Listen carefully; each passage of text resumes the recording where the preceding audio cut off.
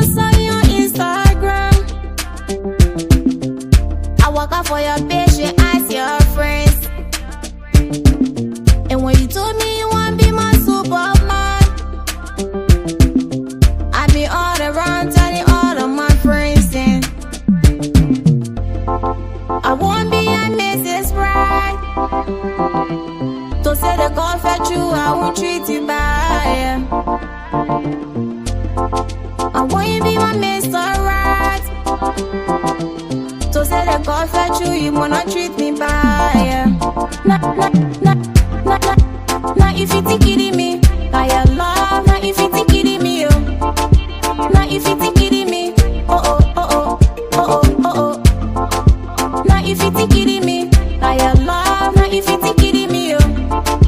Now if you think it me, oh oh oh oh oh oh oh. Your feeling is natural, and your love is natural, boy. Supernatural love, I got it right, yeah. Wanna lay in your arms, I feel so good, 'cause you be my baby boo. I never thought I could ever fall in love like this. I eat it on the diet, get it, all the bitches. You see the way you do my heart now. You got me waka waka all around with your love now. You my ride or die, Anna on a canatine. I know you know, say I big for la canatine. Two or up or round, jet a miracle.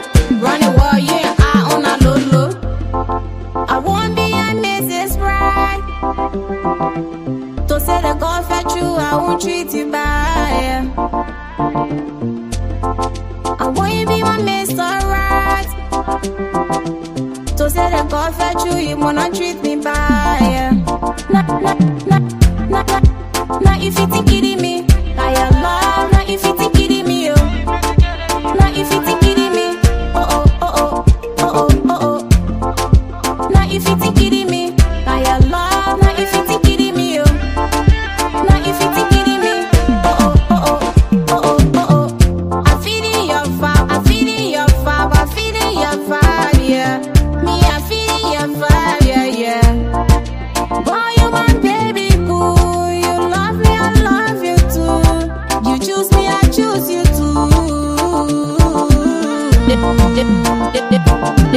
They love my heavy and I weigh me. 50-50 me, I let it way doing me. You let my juice smile, telling me you back. You know your A to Z, everything 5-5. My baby let me with dance, man, and I adore. He breaking Teah in half, but he can't do me like that. I got her in the wrist, my mama in the wrist. They jet a die, what the boy I love him, cute smile. Cute, cute, cute. Now if you think it me, I love. Now if you think it me, oh. Now if you think it me, oh oh oh oh oh oh oh oh.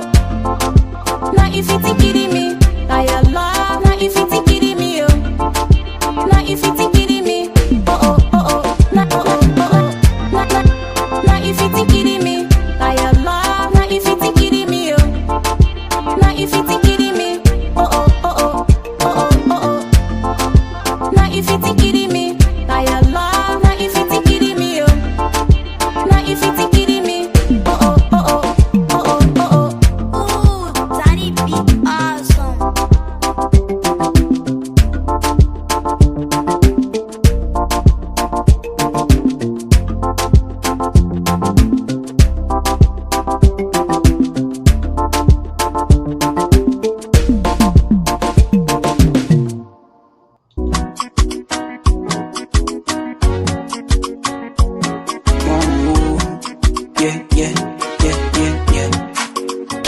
I love Toteh beats. Let me, I say, let me. Can't understand myself, that let me. Please, more be not proud of me. Don't you probably blow it in lately. So that also bounce, but we stay here. In a me, we not working here.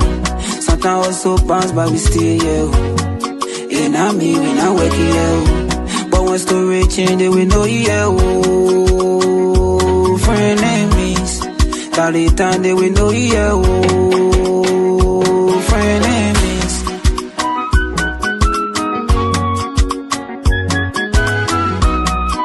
Yeah, LT City's finest.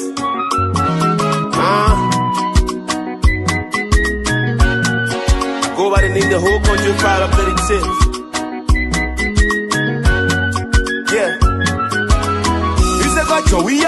When you not get it, then I know you. Let me get you cold. When the jacket feel you way, then you are talking to. One life to live. You just gotta reap just what you sow. We tell you cool. You can live on the story I told.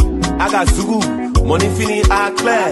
When that time reach yourself, understand yourself. How they carry news, cause you getting, don't try to play yourself. And they say don't tell Joe, then Joe tell yourself.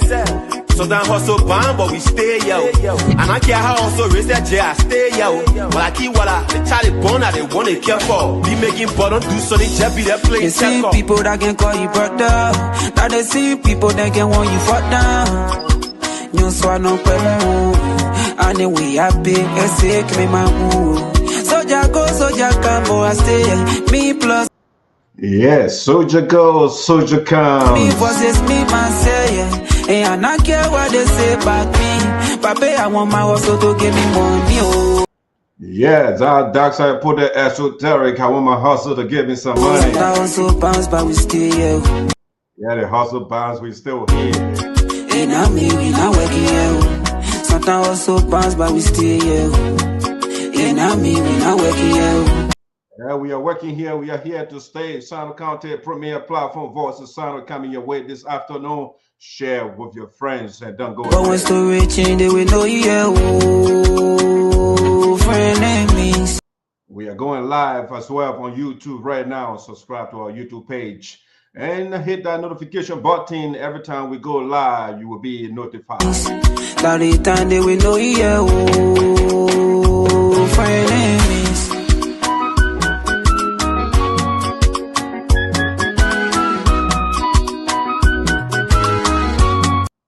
Yes, so this afternoon we have a full platform this afternoon, very rich. I have my panelists, Sarah, the queen of voices, Sinoe, Patrick, both the great, the veteran journalist for Sinoe County, of course, the social political activist, Sam Walker is with you. Don't go away. We're going to be back and share the link for us. We will highly appreciate it.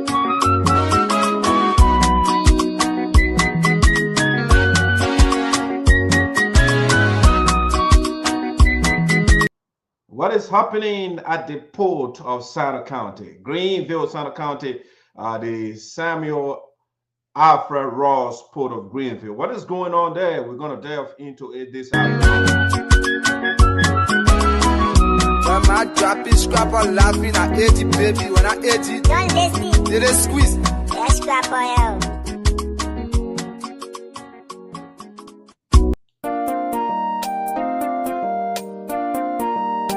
Studio damn, it's starting beat.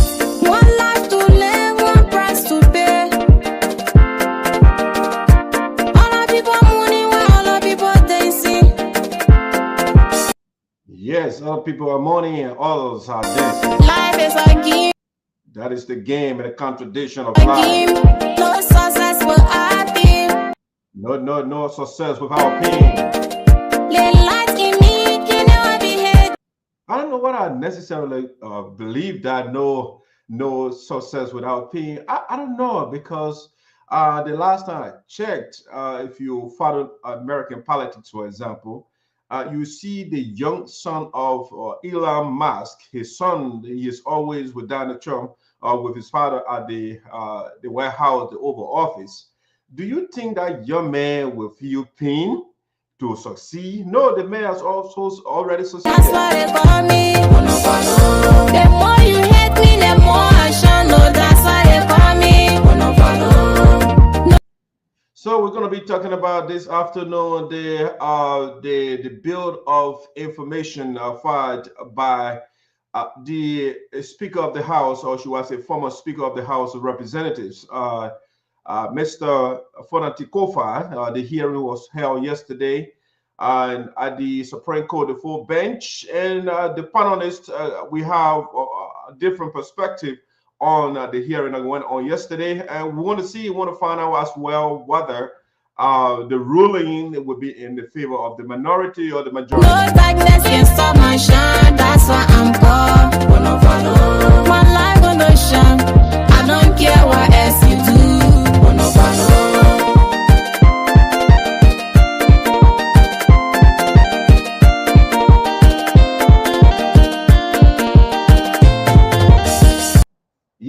today we're going to be looking at the conundrum of Sinoe County. I call it the conundrum because Sinoe County always, nearly always, we are getting tragic news and not so exciting news. So Sinoe County is in the news again for alleged corruption at the Port of Greenville, Alfred Ross Port of Greenville in Sinoe County.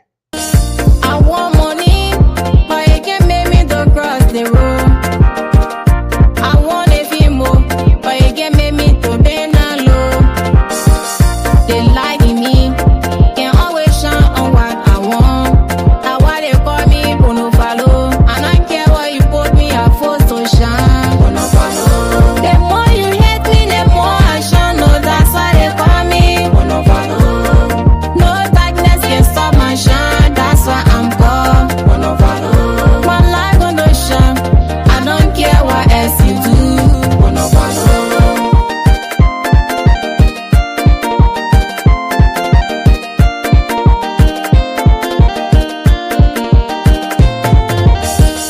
You didn't give up on me. Thank you, mama, thank you. You never let me down, no. Thank you, Baba, thank you.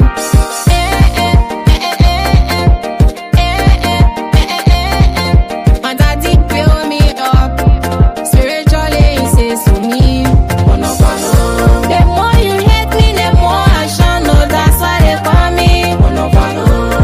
No darkness can stop my shine. That's why I'm called Bono Follow. My life on the shine. I don't care what else you do. Bono Follow.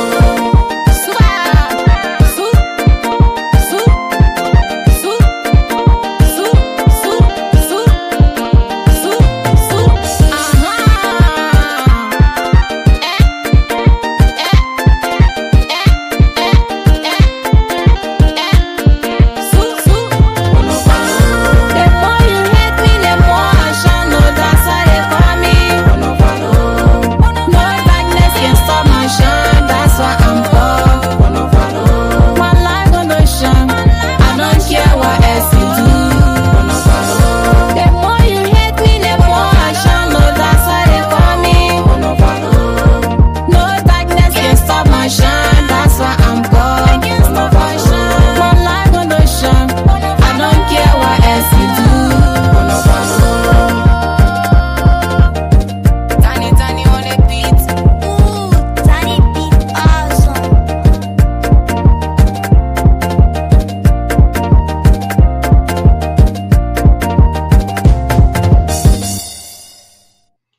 Yeah, so ladies and gentlemen, welcome to Sinoe County Premier Platform here, coming to you live from the United States of America, the state of Maryland. As usual, we are happy. We are happy. We are elated. We are filled with joy to be here always and all the time. I don't know what I always, but every Thursday to be here to have a conversation with you to talk about training developments within Liberia, other Liberian, and focus on Sinoe. So today we have a short but meatful, if you want, substantive agenda for you today that we'll be discussing. So we're going to be talking about the alleged corruption coming from the Port of Greenville, Sinoe County. We're going to go into it. We have different thinkers on this platform that look at things from different perspectives. We're going to be going into it and looking at the merits and the demerits, and we look at the validity and invalidity of the information coming from Sinoe County. Is that just propaganda, just political forces that are trying to play some games on the lady, Madam Sylvia Tarley, who is the director of the port? We're going to go into that. We're also going to look at another controversial issue that is trending or about to trend in the country. There is a representative from Lofa County, District Number 3, Honorable Momo, and I think Kpoto, proffered 2 bills, one of which has to do with the standardization of public teachers' salaries, and also another bill to criminalize same-sex marriage in Liberia, or same-sex dating in Liberia.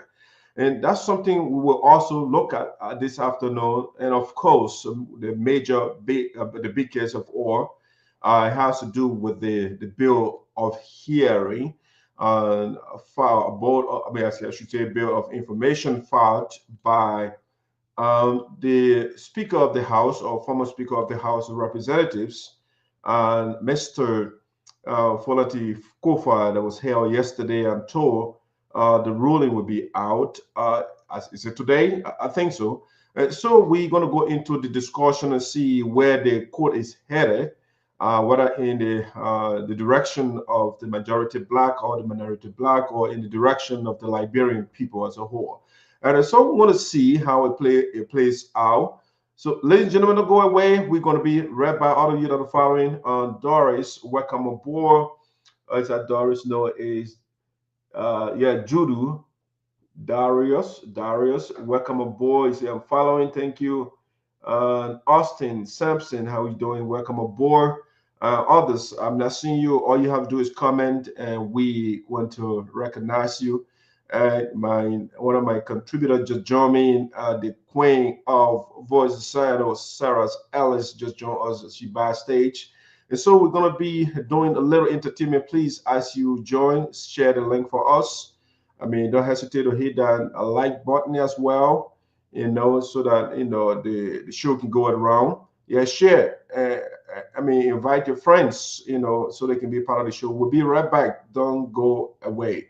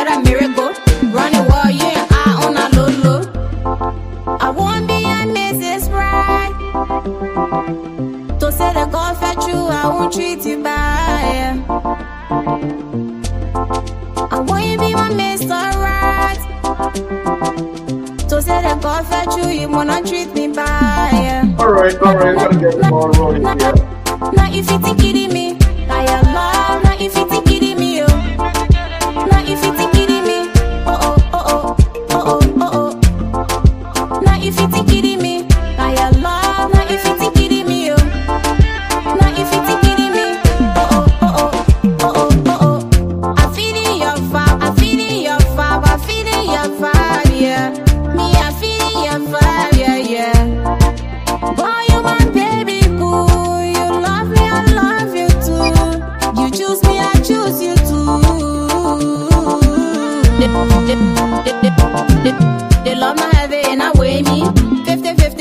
lele way doing me.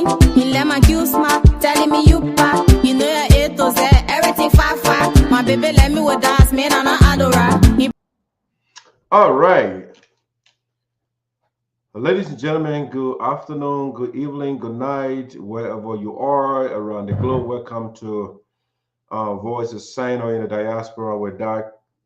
Sayapode, Esoteric, honors to by the chosen few, your host of Voice of Sinoe in the Diaspora, the Sinoe County Premier Platform. As usual, we are happy to be here. We are ecstatic to be here and to share training developments with you. My co-host, Sarah, who we call the Queen of Voices Sinoe, she just joining us. She was on a little sabbatical, and so I'm happy to have Sarah back on board. Hey, Sarah. Your audio is not on. I think you are on mute. Okay, so thank you very much. I've been away for a while and I'm Yeah. happy to be back. How was Greenville? I see the nice coconut trees. I mean, enjoy the breeze. How is Green? Are you in Greenville? I'm in Greenville and Greenville is doing great. Okay. I saw this video from I think this gentleman in Mandalore. I think Kpoto. He does these videos. He goes around and yeah, I think it's called. He has something. I think the show is called Country They they Diary. they, they counted that area. Yeah, so he goes around, and some of the videos he showed, I mean, especially the sea erosion, it looks bad, Sarah. What do you make of Yes. it? Okay, yeah, so it is true that we've been reporting, especially me, I've been reporting on the sea erosion within the city of Greenville, which now making many people to be homeless within the downtown community. The downtown community and some part of the Fishtown and Mississippi Street side. Been I think I reported this story more than on 3 to 4 occasions, alarming that the people of Sino need an intervention when it comes to the issues of the entire downtown community. That if you've been to Sano before, the entire downtown bell have been eating or coming to forum, and pretty soon Daniel Tomo, who is a business person within the Ghana community, who have hotels, entertainment center and other thing. Maybe within the next 1 or 2 years to come, he might lose all his property because of the sea erosion. And the government of Liberia, many a times they will come to tell us that the government has some funding and other thing, so that again they will soon come to the aid of the people to make sure that or they start the process, the coastal process. But we are here to see it happen, and so it is very frustrating. And the people of downtown communities, some of them have already lost their homes. They have to migrate their land, everything lost. And we are still hoping and like I normally say, praying to God, yes, because and downtown community is the beautiful face for Greenville, and looking at the sea erosion carrying the entire downtown community is worrisome and alarming. And we want to encourage the Liberian government to do something quick instead of the diplomatic aspect. Before you get through with the diplomatic aspect, you notice that the citizen, the entire city is being swept away by the sea. So they really need to intervene quickly so that our people lives and properties can be saved. Yeah, Sarah, you're right. And what is frustrating to me, I mean, it appears as though we don't have political representative in the Capitol building, right? Because we have two senators and three representatives, but the guys are not saying anything about it. So if you have political representatives and they are not saying anything about what is going on in your county, I mean, nobody going to know about it. So you need people that will be assertive, that will be outspoken, that will be strong to articulate the issues affecting their people in the county. But I mean, we have people in there that are not saying anything. I haven't heard Senator Augustine Chia saying something about. I mean, yeah, Augustine Chia saying something about. I haven't heard Creighton Duncan saying something about it. I haven't heard Romeo Kuya saying something about it. Sonny Bono, Yeah, so to hold it there, that the yeah. issues of the sea erosion it's been a long process, and we've been advocating, and we were told that I think money have already been allocated for that. So the higher thing is, why is the government delaying Who said to money has been allocated? Who said that? we were told during, even before the campaign period, they say I think it was the European Union that was funding the project to make sure What that I'm saying, they who said so? Who told you guys that money has been allocated? Was it from the central government? If so, who said that? It was it from the it's from the central representative? government, because the people that came at that time, according to them, they were sent by the team. Some said they were working with, I think, the European Union and other things. Even one Ningladu, right, came here. One of our sons from Sano County, he Mhm. also came to create awareness what the community also need to do in order to make the program or the project or speedy one. And they been coming here to create awareness. They been carrying on some assessment. Even they went as far as Kumbo to know, and they will talk about the issues of the rocks, where they were going to get the rocks. So they were identifying some sites and other things. Okay, okay. Yeah, so Yeah. again, it goes to leadership. Leadership is the problem in our country.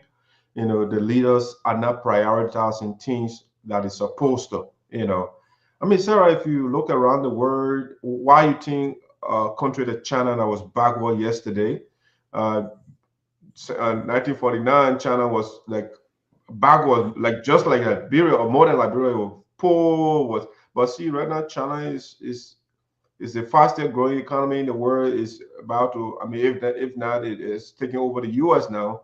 I mean, it has the fastest train and no different. They call it bullet trains. I mean, you see buildings in China. People are building here, but we have political leaders that only care about, you know, how much they can put in their own budget. I mean, some of this, you know, makes sense, Sarah. Like for example, I mean, I look at county development funds and I look at the budget of the lawmakers. I mean, when I look at it, I know that something is fundamentally wrong. Because how can you have a whole county with large population with all these different needs, but then you send $200,000 to the counties, but then you give lawmakers 30 to 60 a million, you know? I mean, it just doesn't make sense. What do the lawmakers, what do they produce? They don't produce anything. They don't add value to the economy, to the population. No, they don't do anything. They just go there, especially in the context of Liberia. The guys, they just gather and fight and make noise. Having listened to the lawmakers and yet substantive argument, substantive agenda for the country, I'm here like they fight and the other people cussing each other out. I don't hear anything major plan. What's a 5 years plan? What's a 10 years plan? What's a 50 years plan for the country? No, I don't hear anything. Maybe you are hearing it, but I'm not hearing anything. But Sarah, let me ask you about the new superintendent of Sinoe. How is he doing? I mean, in terms of governance. Well, so the new superintendent of Sano County, Honorable Peter Wulanyiswa, he he's starting on a good path, like the participatory part. What I've been observing over the past time, he never dey go out in the various districts and towns, talk to people who, town hall meeting and other stuff. Yeah. So for now, we should applaud him, even though there will still be some, issues, like some challenges, and no one is an island. Everyone still in the process of learning. So for the 1.5 years that I've been observing him, at least he's on the path as well. And so we pray that he do the needful as usual by engaging the community people, citizens, when it comes to the participatory method.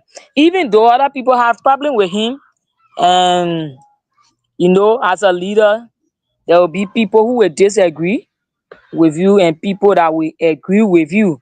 So for now, He's trying his best, even though there are some last year that we've been observing as well. In terms of programs, like physical things that he's doing, like because he's like a president for the county. So what is he doing, for example, about environmental cleanliness? What is he doing in terms of job creation? What is he doing, to speak generally, in terms of development? What is he doing? I mean, having community engagement doesn't put food on the table for hungry people. It doesn't do anything. So what is he doing Okay, so practically to change the lives of the people? yeah, so when you talk about the issues of environment, when he took over as superintendent, for I think once he declared a general cleanup campaign within Greenville, which even the pastor, the imam, the young people, the women groups, everyone joined the process to clean the entire city and other things. So since then, I haven't seen him to come up with a general cleanup campaign process, because we already have a new city mayor now in the county. Who's So when that? it comes to no, they see Harrison Kai. Okay. So when it comes to the issue of job creation, really I have not seen him.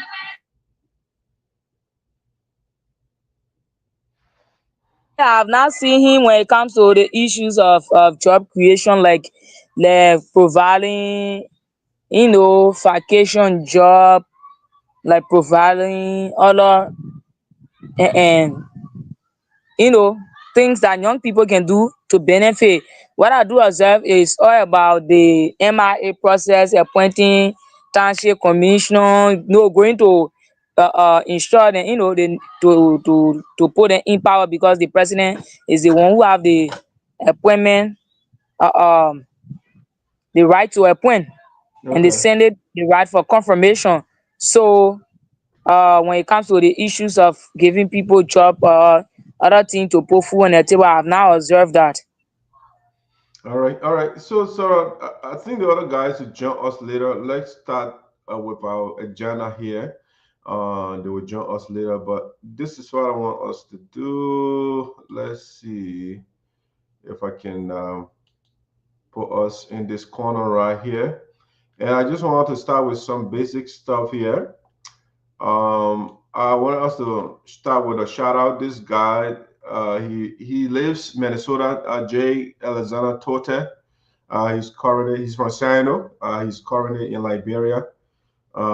He just got married. He went there to get married to his beautiful fiance, and they just consummated their union. So I just wanted to say congratulations to the brother, Alexander Toteh, on your wedding, on your decision to have your partner, so that when she comes over here, you guys can put hands together to do what you want to do. But I want to say congratulations to Alexander Toteh. Sarah, you can do a shout out. I have a few comments to make as well. Go ahead. Okay, so congratulations to Mr. Alexander Tokter. I wish you and your beautiful wife a successful home. One good thing about we Liberian, we good at supporting people homes. We good at giving information to people. And so the advice to you is that do not listen to what people will say about your wife from Liberia, that she's this, she's that. You saw her among all the beautiful women in Liberia and you choose her. And so continue to cherish her as you have always done. Continue to love her so that your home will be very peaceful. Forget about people saying things about her and believe in them. So thank you very much. Congratulations for taking one of our sisters. Yes, so yeah, so Tota is the general secretary for the USAA here too as well. Yeah, he took over from me when I left the secretarial position. So he took over. He has been doing a marvelous job. Yeah. But this is what I see, right? So I see one thing I should say that I like about the brothers' wedding. It was done the African way. Normally hopefully you would just stop over here. Because what we tend to do is we get something they call African wedding and European wedding. And we are Africans. So I don't see why Africans would do their thing and then they want to do European thing. When Europeans do their wedding, they don't do African wedding, do they? Or when Chinese people do their wedding, they don't do African or European. So I hope my brother will stop here. Just make it strictly Afrocentric. It's African stuff. You are not a Okay, European. so You don't need a European wedding for your wedding to be wedding. But go ahead. What you say? yeah, so the issues most of the African like to do European wedding is that the African wedding give the man the power or the strength to get married to 7 wives if he wish to. The certificate or the document Mhm. for African wedding, Okay. it gave the man the rights to get married to 5, 6, and 7 women. You cannot go Is above something wrong with 7. that, Sarah? Come again? Is there something wrong with that? Of course, yes. Something No, wrong no. with marrying to 7 women? For me, from my side, you cannot share your partner with someone, and also comes to the issues of life threatening. Looking at our African sector, there are a lot of things that come with having your mates, your children, and you life are not safe and other stuff.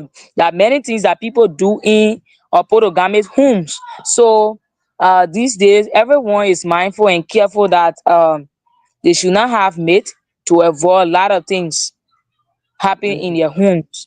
Okay, okay. Yeah, but Yeah. so like I was saying, so I like the fact that the man is doing he did it the African way, whether he has one or two, that's another thing. Um, yes, but he did not complete the African process, which we are already talking about. The African process is more than one. So hopefully my man will get a second one too, to make it. Sarah said you can go up to 7. That's what she said. So the man can hit 7 and you'll be a tiny. But on a serious No, note, though, but go ahead, Sarah. What you want to say? Go ahead. maybe the man has only for plan for European wedding, or maybe they did an African wedding but will receive of European wedding certificate, because I cannot guarantee any lady who will go and get a customary marriage and certificate. You are on your own. Even the property, you have no access to it, because it's a African certificate that you have. Unlike the European wedding certificate document that tells you that you are the only one, the man is entitled to 1 wife. So for security reason, that's why many people using the European wedding and other thing. Yeah, but African wedding is not illegal in Liberia. I mean, because if you look at your constitution, they say custom marrying that the European stuff you want to talk about. So the legal aspect. So that's why we got to they know that our elders, their system of marriage is different from the so-called contemporary people, right?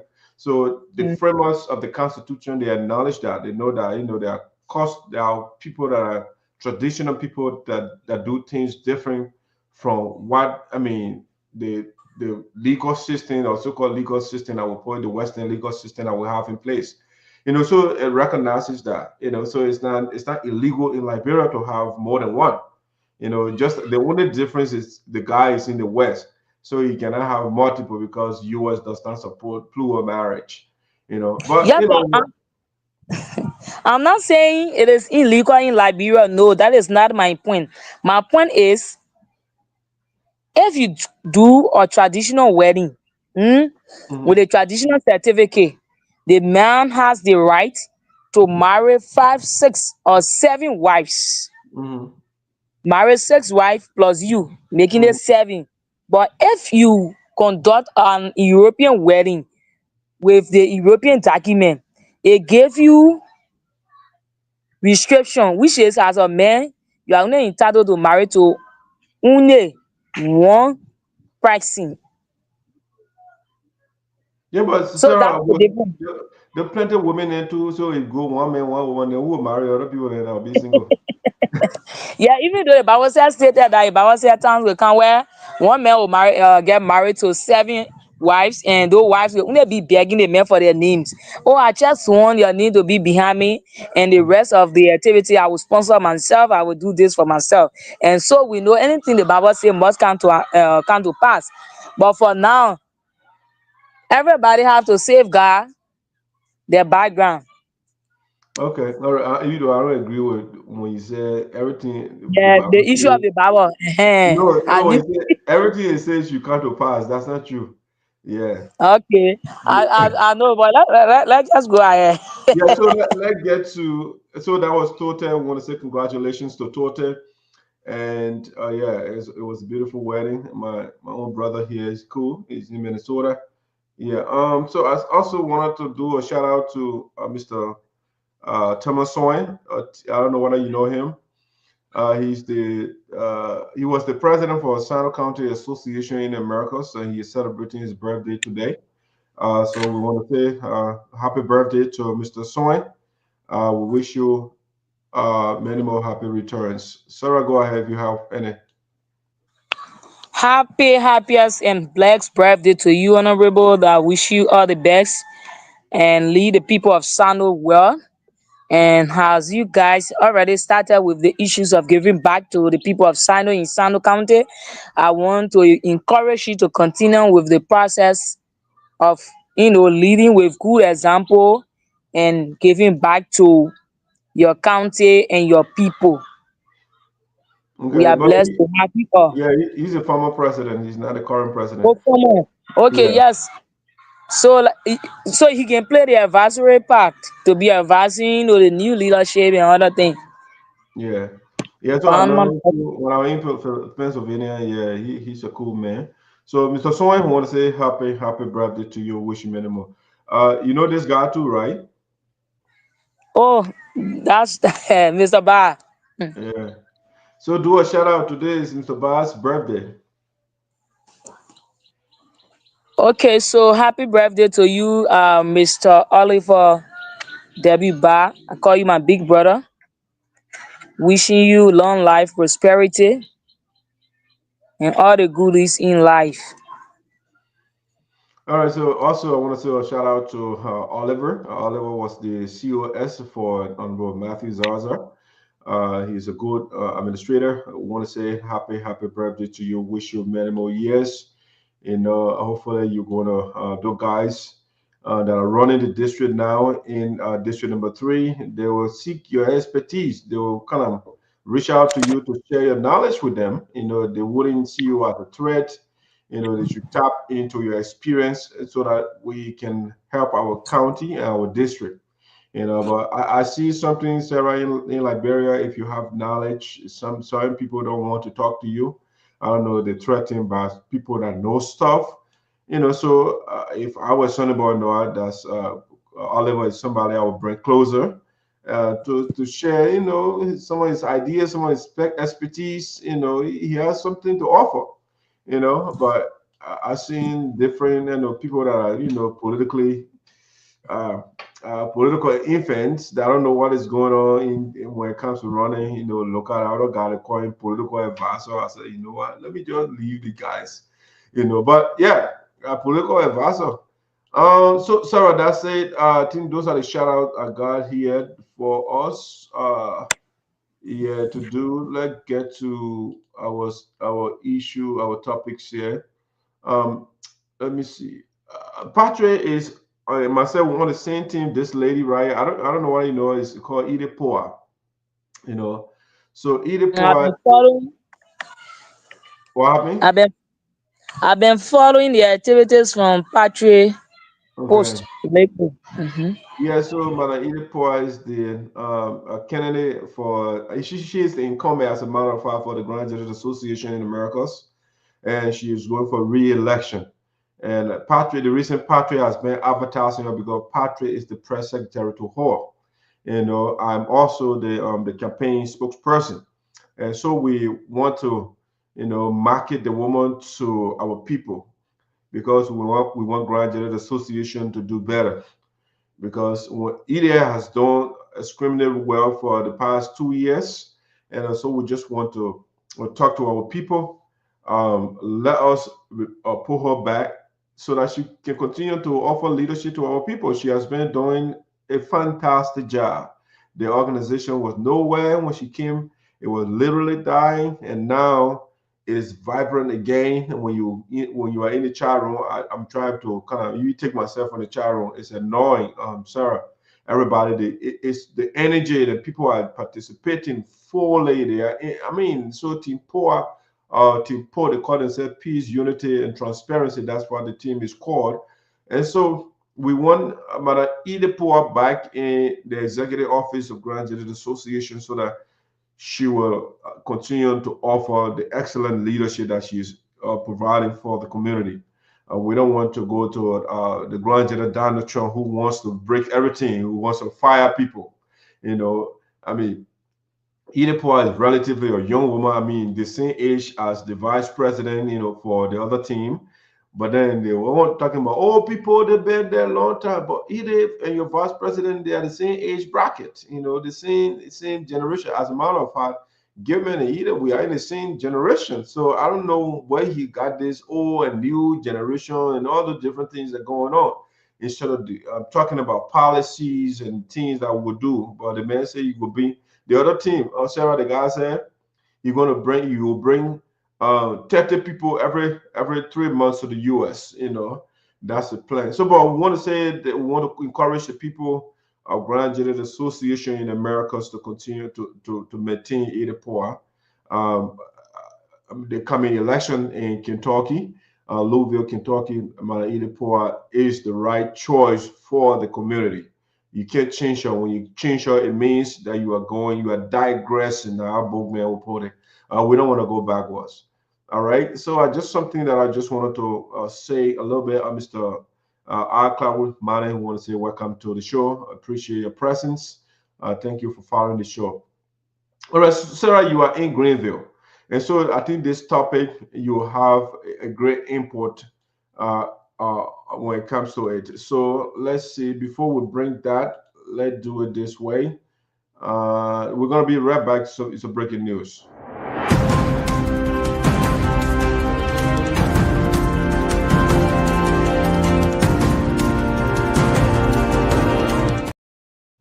All right, ladies and gentlemen, welcome back to Voice of Sinoe in the Diaspora with ESOTERIC, Sarah. The other panelists, they will join us shortly. But Sarah, the training news from Sinoe County has to do with the alleged corruption at the Port of Greenville. So the leadership of the port, they have been in the news lately, and so that's something I want us to kind of delve into. Yes, it's serious. I'm glad that Patrick is joining us. I think Patrick is an apologist of the Port Director as well. And so, I mean, the man is coming right on time, if not in time.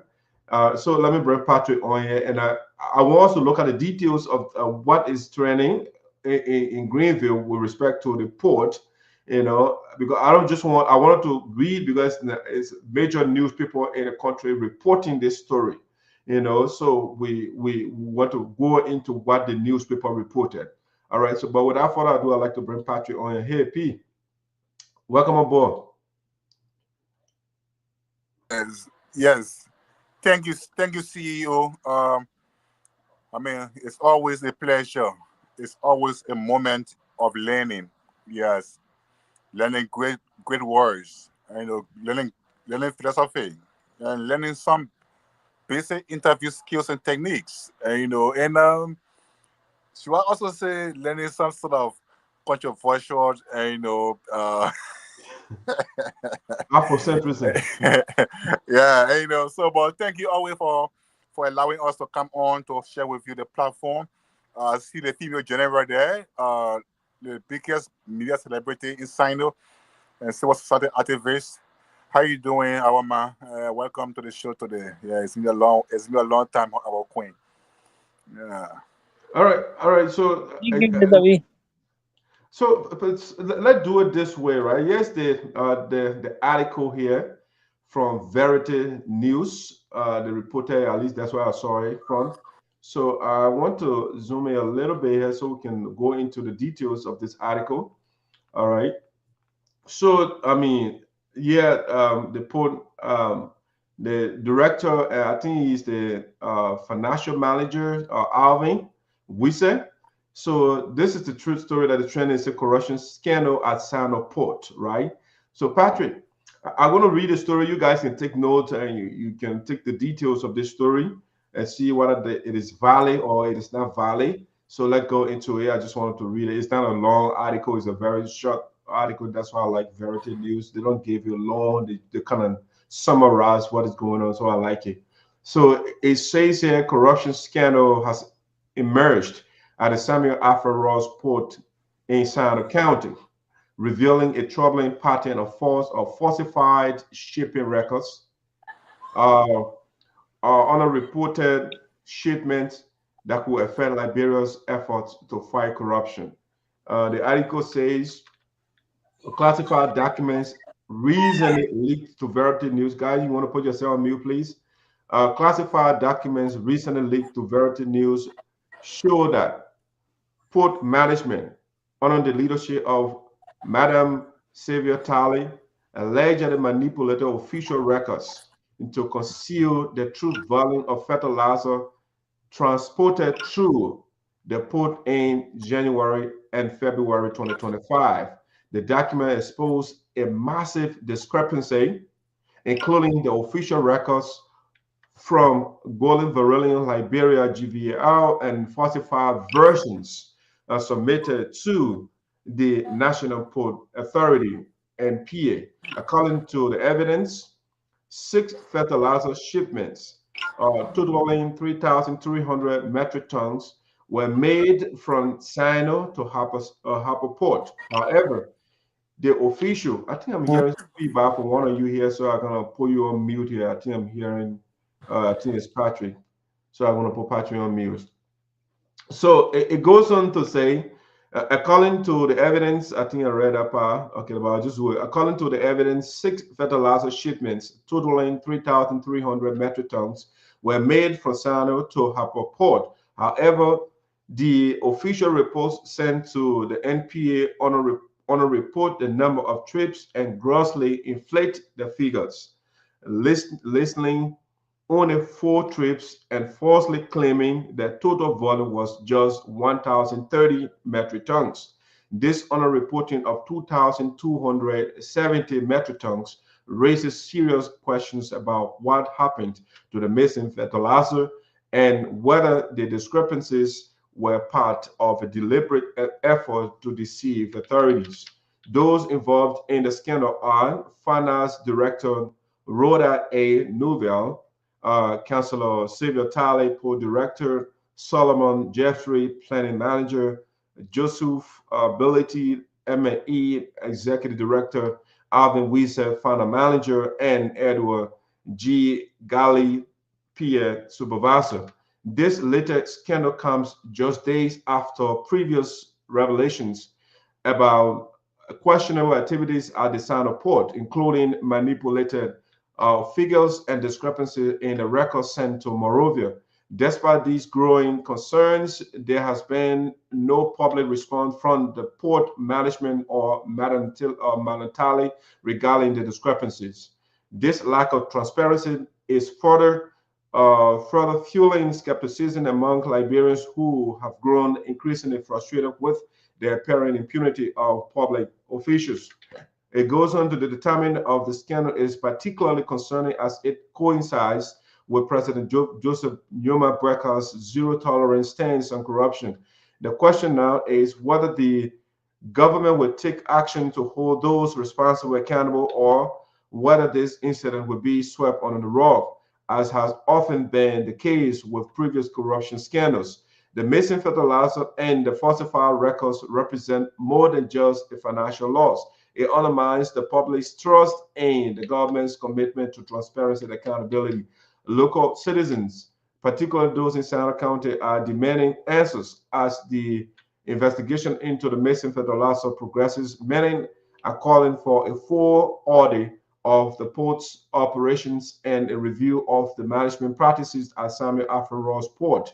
In a country still struggling to rebuild and address systematic corruption, incidents like these send a troubling message that the resources intended for the people are being misused and misappropriated. With the evidence now in the public domain, the government of Liberia faces a critical moment.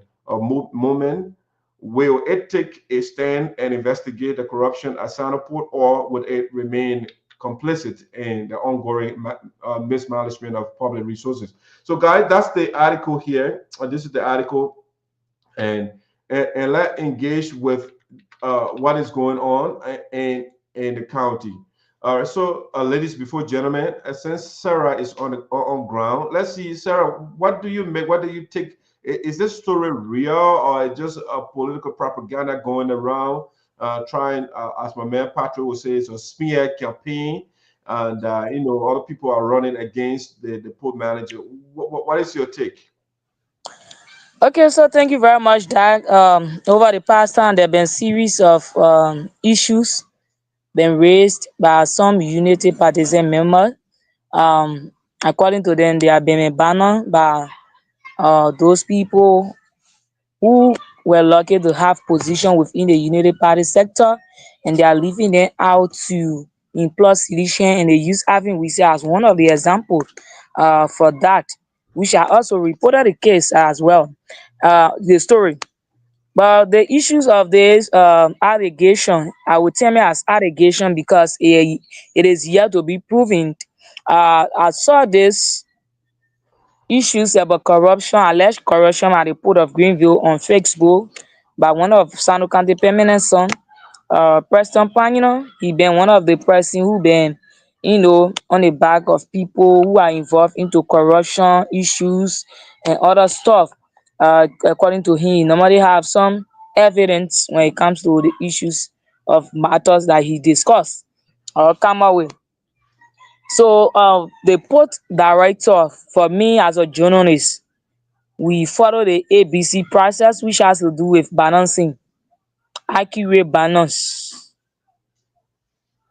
and current. So I try to go after this story to find out as to whether this is real or other thing. But I was told that there is an ongoing investigation to know as to whether the issue of the GVO stuff is real or not, especially when it comes to the shipment for the GVO issue. It has to do with those people, the MAE officer, those people who are responsible for shipment and other stuff. They are the one who really responsible when it comes to the issues of that, because every little mistake you make, it will affect the institution. And once it affect the institution, the head of the institution name will be mentioned within the how we normally call it, like the blown you make, it will be measured in it.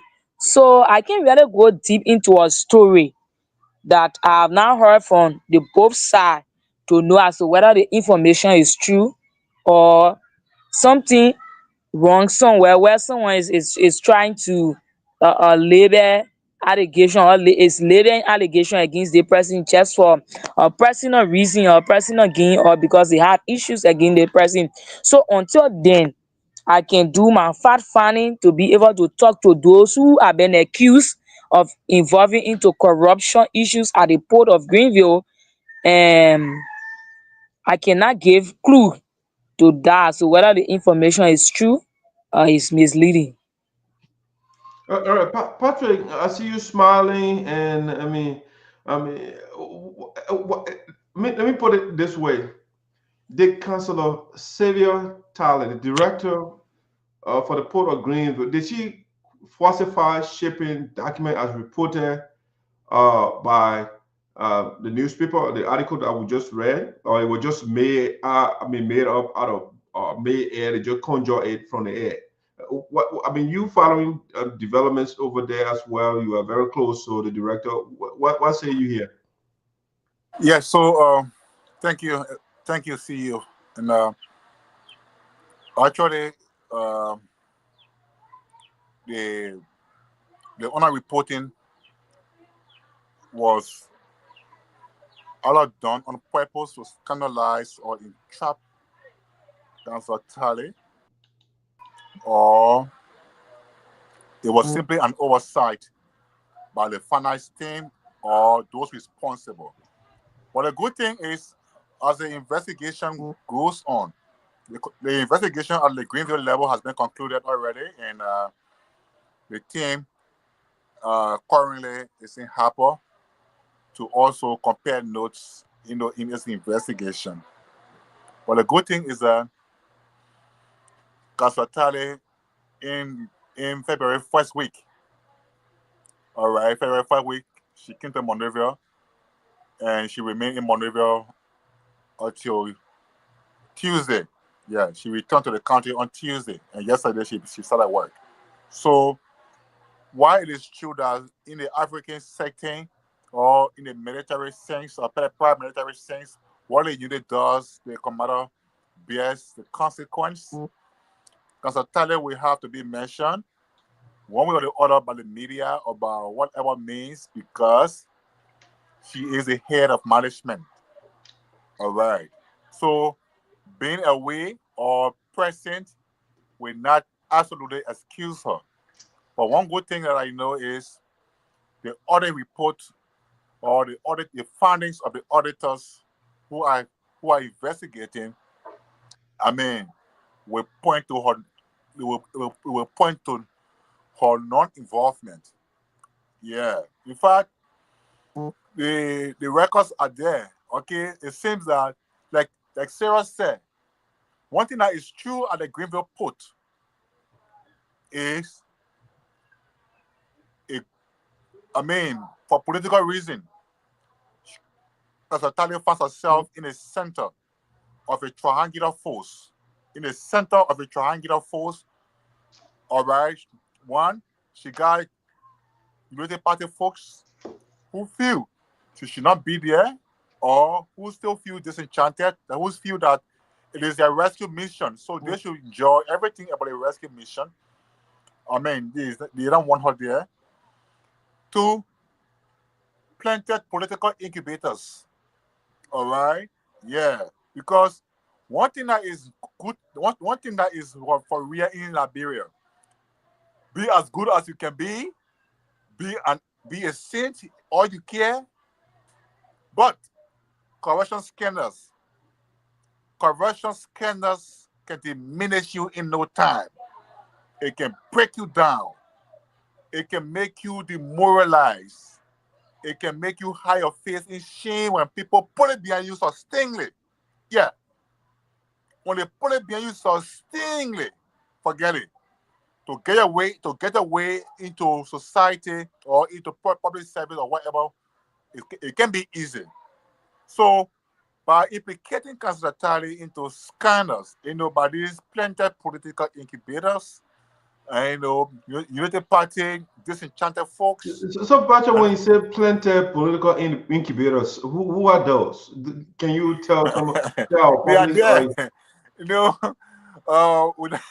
As soon as the report comes out and the findings are released, umbrella, don't worry. Hey, I think you best see some of my posts on Facebook, but I've been called to calm, not to just rush your names, calling, and conclusions.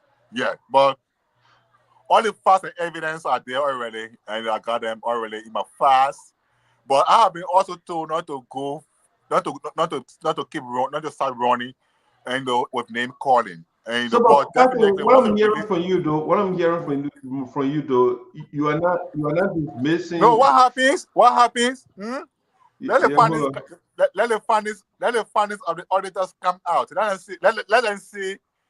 them say what they want to say or what they know happened in the honor reporting.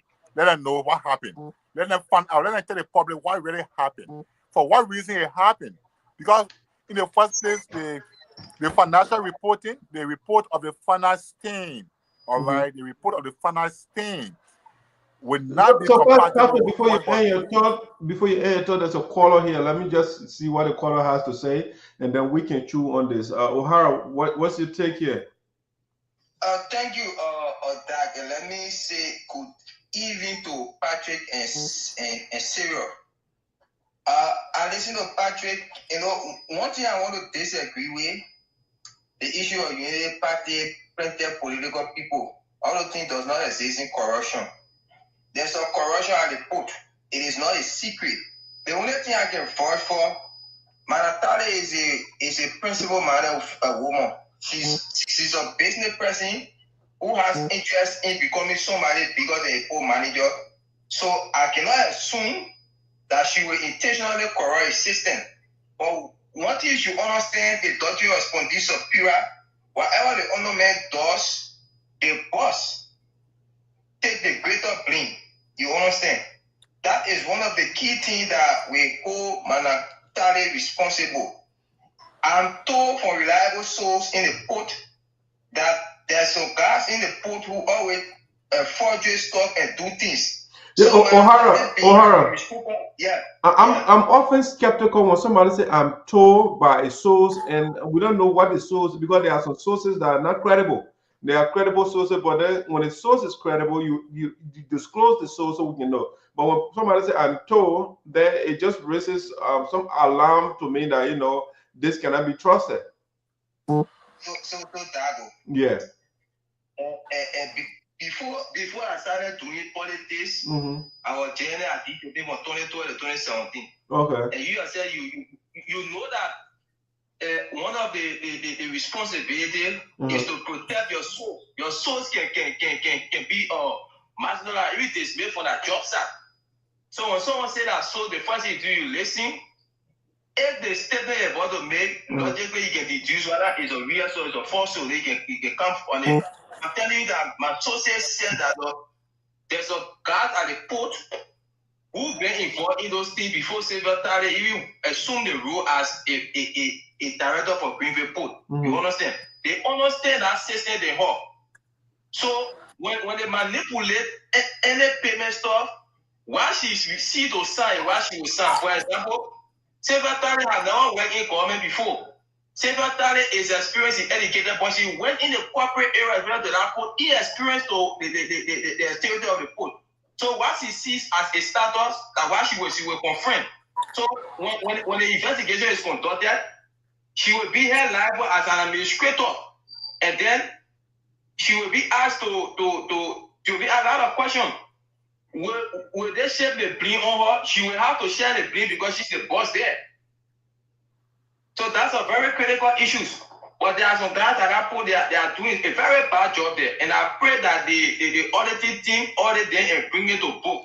Yeah, so O'Hara, I mean, again, my issue is when we have, because you said there are some people at the port that are doing bad things, right?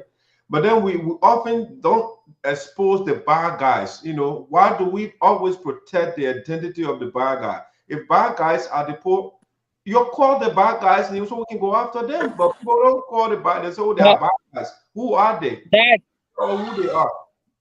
Yeah, so that whenever investigation is going on, right? You don't say this person need, this person need. Why? Even in the code, why? Yeah, this is not code, though. I say we right now is in the code. I mean, public opinion right now. Why? Okay, so there is an executive director in our port. In fact, as the rank of the position, that executive director is even bigger than Manatale in terms of rank, because he is a senior executive director. The port director is an executive director. They have senior executive director and executive director. The port director is an executive director. So they have one senior executive director in our port. Okay, and he is one of the corporates. Yeah, my investigation showed that senior executive director is one of the corporate. He does all of those things. When Shape County, he does everything, because Manatale entered that place, she did not know about anything going on there, right? So she needed to have watched them and learn what they've been doing there. So she yeah, but I don't think it's an excuse, even though you said it, but it's not an excuse to say no, because the Port Director Manatale is new, and therefore we can't hold her accountable. But you said she will be held accountable. I'm not justifying. I just told you that anything the honor man does, right? Yeah, you said that. You said that. Right. I'm only saying that that January, when you look at the receipt, you will see the date. The time she took to understand the system, those guys use that time to exploit the system. So as the boss, right, she will have to share some of the blame. But when it go to the quality, No one take anybody's sin. Even though you are the boss, it was honor your wife, those things happen. So I know that the investigating they are doing well. And those guys, we are told that another young guy entered down there, a sedition. Those guys will be brought to book. You can't go in the system and try to undermine the system with your corrupt attitude for your So the sedition is another bad guy too? Of another bad guy according to our source. And so those you bad guys will be okay. brought to book. O'Hara, let's bring Patrick here. Thank you so much. Thank you. Yeah, for some reason you are hiding the bad guy's name, and my issue, I got a problem with that. Patrick, Yeah. Before you came through, go ahead. Sorry about that. Yes. So I can disagree with Comrade Teah altogether on the things he said, that as much you are not involved as a head of an institution in any scandal, but the fact that you are the head of that institution, you got questions to answer. You have questions to answer. You have clarity to provide. So the media report, the media trial on the managing director at the central office, the media trial, the propagandist trial, they gave up on him. All right? Yeah, he been strong. In fact, some of them were even surprised. One of the things that the president was going to take him from there, he was surprised to see him, the president, taking pictures, and chilling together. So that they failed on the MD, they failed at the central office. They say, okay, you know what? Let's go for the sacrificial land. Maybe let's go somewhere. Maybe we'll get a sacrificial land. Let's go to Greenville. We'll do some things deliberately. Things we're supposed to do, we're doing deliberately, and it will implicate the managing director or the port director. Is still adjusting herself and still trying to understand, the port management system. There are people who have been in that system for a very long time. And one of the troublemakers over there, I'll call it, who is branded by politics and always sees consultati. On the contrary, or sees her with insubordination, is the PS supervisor. Yeah, he one of those. He one of those because he has been in the system. He has stayed a longer time there. He understands how the system works. So he's there. He's one of the incubators I'm talking about there. So. But we'll come with full disclosure of other important names, that are undermining the system, and in fact, in the first place, why you a leaked document, administrative document? What is the reason? So you see that you're not exposing corruption. Isn't that you are exposing corruption? And because if you are part of the system that works on a document, and you have intention to release it, to cause panic. So because you have a reason to release the document to the public, so maybe you put in things you should have put in. So the peer director guy, the peer director is the Edward guy, the Edward Gale or something? Come back? I said the peer director is that Edward guy, the adequate measure? Yeah, I think so. I think so. Okay. I don't know, but I'm told he lives. See that? Yeah, and so in the first place, the good thing is why Consultant will still answer questions. Since the first week of February, she was in Monrovia to the 25th of February, first week to the 25th of March. And so I'm not saying that she would not have to answer questions, as per the investigation. But one thing I know is that she is not involved with any scandal, and she is not going to be implicated in a report. The second point I want to make before I rest my thoughts. Corruption is prevalent in Liberia. Corruption is everywhere in public service and in Liberian society. It is of everything. Yeah, corruption is of everything in our society. But the kind of small chicken change people go for kickback, and ESOTERIC, you know, because ESOTERIC better than I do. I mean, those are you who live in it. I mean, you in the state of Maryland. You where she also, I mean, resides. People who are following us can attest. I mean, going for $1,000, you know, chicken shit, $2,000, this and that, all that stuff there, you know, kickback. No, it is not. It's not going to be part of our operations because one reason why she accepts. Let me imagine, my man. Imagine the president.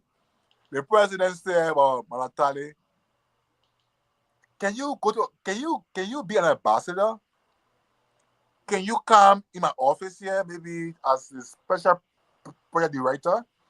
Yeah, can you come to beside me here? Or can you go to the Ministry of Justice?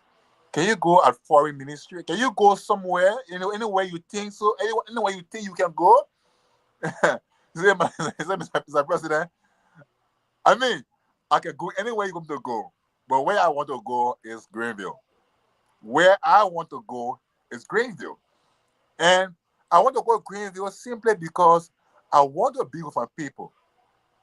I want my people to see my legacy. I mean, visibly. Yeah, but Patrick, Patrick, I know, I understand the woman wants to serve for people. But how long has she been there? 1 year or so? And we having corruption. When Sonny Boy Noah was there, we never heard corruption. But why is it now on Sylvia Tarley we are getting corruption news coming up? No. What happens? That's what I said. What happens? She has not gone 1 year, in fact. No, now 1 year. Go ahead. I'll be right back, guys. You go ahead. Okay, all right. Yeah, not 1 year. Not 1 year yet. Okay, for the day she took office. I mean, she took office. She took official office in August 2024. So she filed from 1 year. And, you know, but even though it's 2024, 2025, but she filed from reaching 1 year yet. And early corruption. I mean. Yes, Mr. B. Yeah. I want to come in when the issues go of ahead. Go ahead. Yes, from O'Hara Teah and from some certain part of your speech where you guys talk about the issues of understanding the system and those who are there for you. You said plenty, politically plenty. And O'Hara talk about people who are there with bad character within the port are the one that duping the 60 and other thing. So was it not also necessary that as she being a new person in the system, was it not necessary that she asked with the port within the port to know who are those with a good character that she can work along with to make her work very easier, and to know who are those people that have bad character to avoid them in order not to get herself into trouble? Do you think it was not necessary? No, you know, Sarah, you know, with the tension, with the political tension, you know, it takes time to adjust and get to know. So, in fact, Councillor Tarley, as we speak, has not got an established office yet at the port. If you get time, you reach your house there, or go and verify. And they say there is a PD's office. In fact, in the last few months or few years of Ellis administration, Ellis was using the push of the administrative building. And you know, so that would tell you that the port, the kind of deplorable state it is in right now. She has not even get an office yet. But she's trying to see how. But she been trying to work with everybody. First of all, by encouraging everybody, keeping them in their space, and you know, and ensuring that they do what they're supposed to do. What is supposed to be done is done. Because what she wants, mainly, in fact, is she wants to know who is bad and who is good. Because it is MPA that employs. So if MPA knows people bad records and employs them, it is not the PDs, you know, people recorded to come and say, okay, you know, all of you here, who are bad and you know who are good. I mean, nobody who is bad will even show the bad. Mr. B, Yeah. That is not my point. Right? That is not my point. My point is, you talk about politically blended people within a port, and O'Hara also talked about people who are bad within a port, and then to be some document and other stuff. And she came in knowing full well that she doesn't understand the 16. So my question is, was it not necessary to take either 1 or 2 months to observe who are the right people to work with, who to trust? Because man, it has to do with documentation. Your signature will be available on all those documents, and and there are other people who are very smart in forging people's signatures when it comes to documentation and other stuff. So if you go somewhere where you don't understand, you have to be very careful. The first 1 or 2 or 3 months, you have to observe the people. Other people will come to bring other people name from there and other stuff, how people will behave in terms of having meeting and other stuff. You will get to know who is who. And mind you, the issue of corruption, once that name get behind you, it is very difficult. It is very difficult to how they call it, to get it out. So you have to be very careful once you are working with people, especially people who are disenchanted. There are other people who are disenchanted, who don't want to be satisfied from the beginning. There are a lot of people that were fighting for this particular position. So coming in and you don't have any knowledge, or maybe you have not worked within that sector before and you want to understand it, you need to observe. She had females that there that have been working there. There are a lot of females that still don't at that port. So I think as a lady, it was necessary that she follow them, intends to know who are those people that are good in terms of working relationship and who not to follow. Yeah. Here's my take, though. Here's my take, Sarah. Um, I think it is not an excuse for somebody to say, because the boss lady is new and therefore she is not familiar. If you are coming to an area as a leader, you put in the structure. Uh, yeah, you. I think for the most part, she selected those staff. I think to work with her. So No, if no, they well, were not selected. She met them there. oh, okay, all right. So she came there. So, but she is the head. She is the one that caught in the shot. Yeah, she is the head, and the appointment were always been done by the MD from Morovia. Okay, Yes. okay. She doesn't have any power to employ anybody or to give anybody position at the port, but from Morovia. But she is in charge. She's the one that leading that entity. So whatever goes wrong over there, she's the first. And I think Patrick and other Yes. people, you guys are acknowledging that fact. But here is what I want to say. Um, uh, Sylvia, she has a stake in this. However, uh, let me see, Patrick trying to come back. Yeah. Doc, So I'm not saying she will not be held reliable. No, she also have a part to play in this until the audit can come out to know as to whether she's free from that allegation, or she was there, been named because she's the head of the institution, or she also formed part of the corruption. right, right. So we're gonna figure that out. But here's what I'm gonna say for sure. I think Patrick made a point, and you said that there are some forces. Our society is such that we don't like to see women grow, right? Because Liberia has fundamentally been a male-dominated society. You know, so if you look at our parliament, you got few women there. I mean, the very ministry, they are all dominated by men. So, I mean, we tend to always suppress our women, you know, and given the knowledge of Councillor Tarley, she poses a serious threat to some politicians in the county. That I can say for sure. Because they see her as a challenge. Because her first time contesting, I think she came like the third in District 3, and now she is restructuring the port. Because you have to understand our man Sonny Boy know our dad, that place was literally rotting. And she is restructuring the place. Sarah, you laughing, but I'm not making it up. The records are there. Let me show you for example. There's an example here. What else on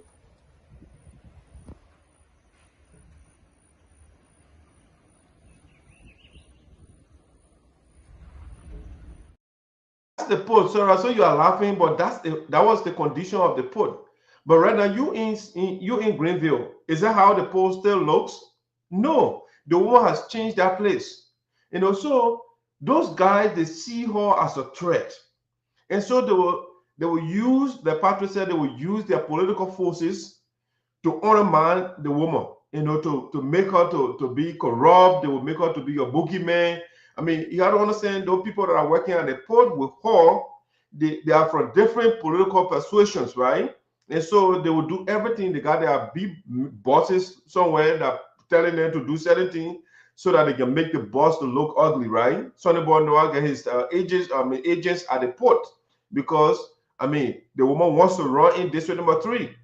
And also, I'm told there is a possibility that she runs in district number 1 where the port is. So Romeo Kuyatu sees her as a threat, and that's the conundrum Patrick finds himself. Patrick is supporting Romeo and supporting Sylvia Tarley. So I don't know. I would say that you gotta go. You gotta go about it. So I don't know which way Patrick will go here. So Romeo Kuyatu wants to maintain a position, but then the woman is in her district, in the capital city, or in his capital city, and making some changes at the port. You have, I saw the other article, I think the European Union, and people going there. So the woman is opening up the place.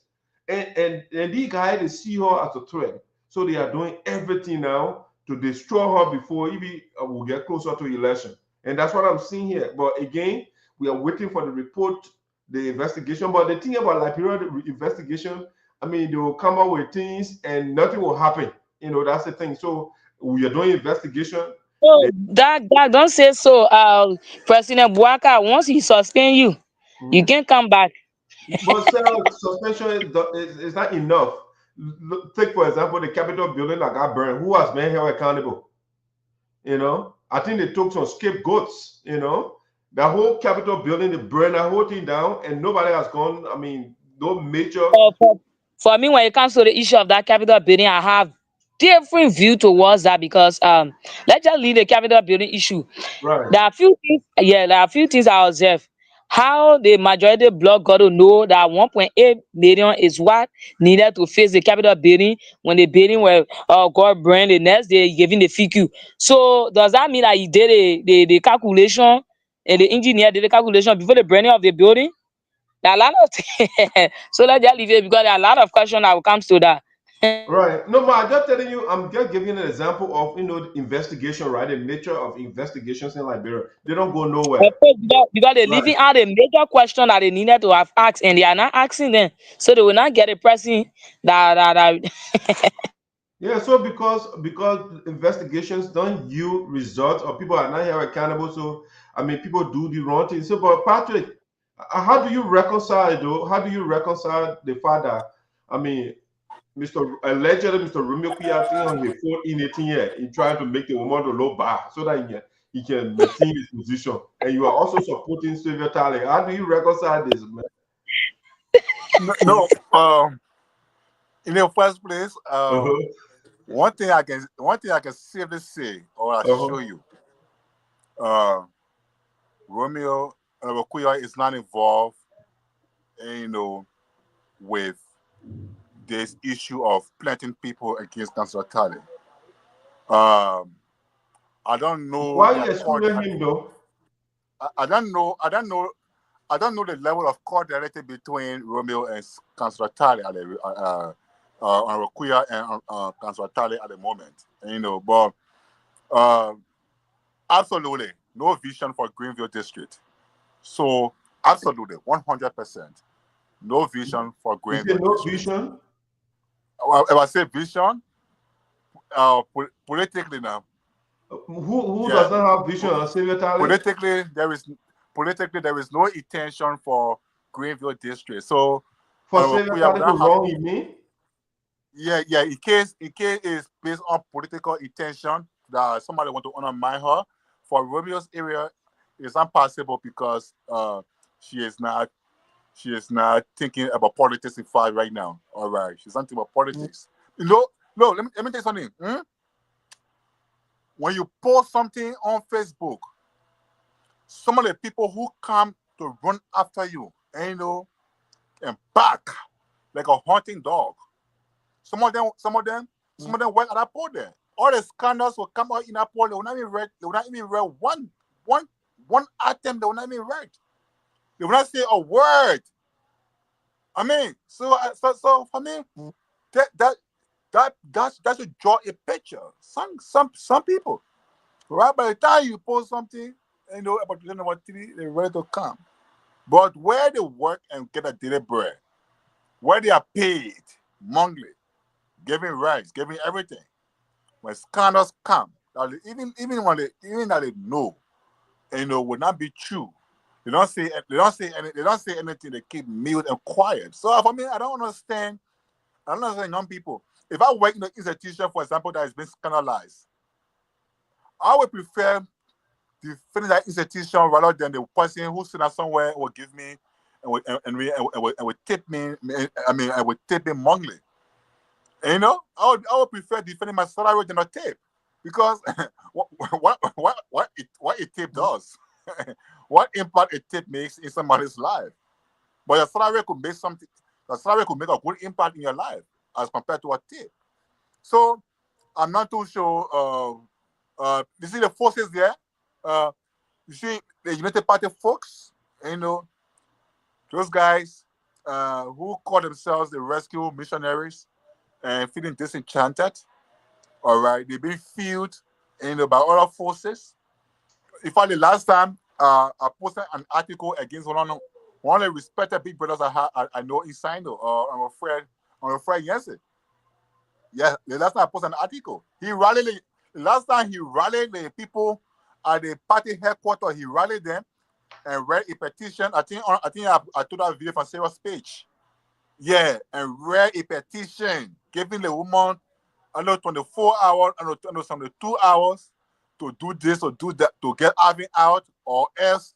So it wouldn't be surprising when some of these coming, some of these things coming up, and it would not be surprising that maybe sometimes Big Brother Yancy and others, their hands are on a small. They pushing the fire small. They say, okay, you know what, the woman here, we may not be able to fight her physically or some kind of way.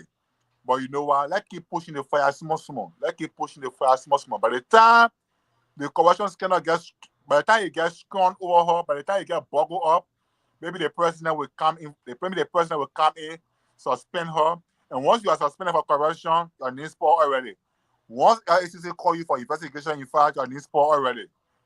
And once inside the oil Liberia, they put a corruption scandal against you, my brother, explain the judgment day.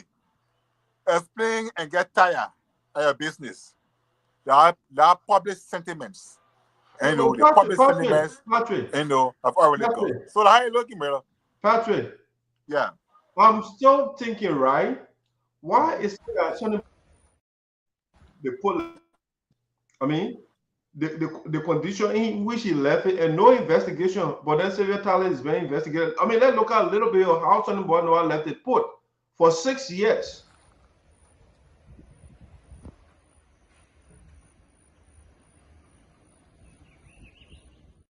But the conditions, why is it that no investigation was launched to see what Funny Boy Noah did with the money? Now is Sylvia Tarley. It goes to my point again. We tend to put our women down, because when we see a lady with potential, we try to destroy the person. But the men, Funny Boy Noah let that play all broken down.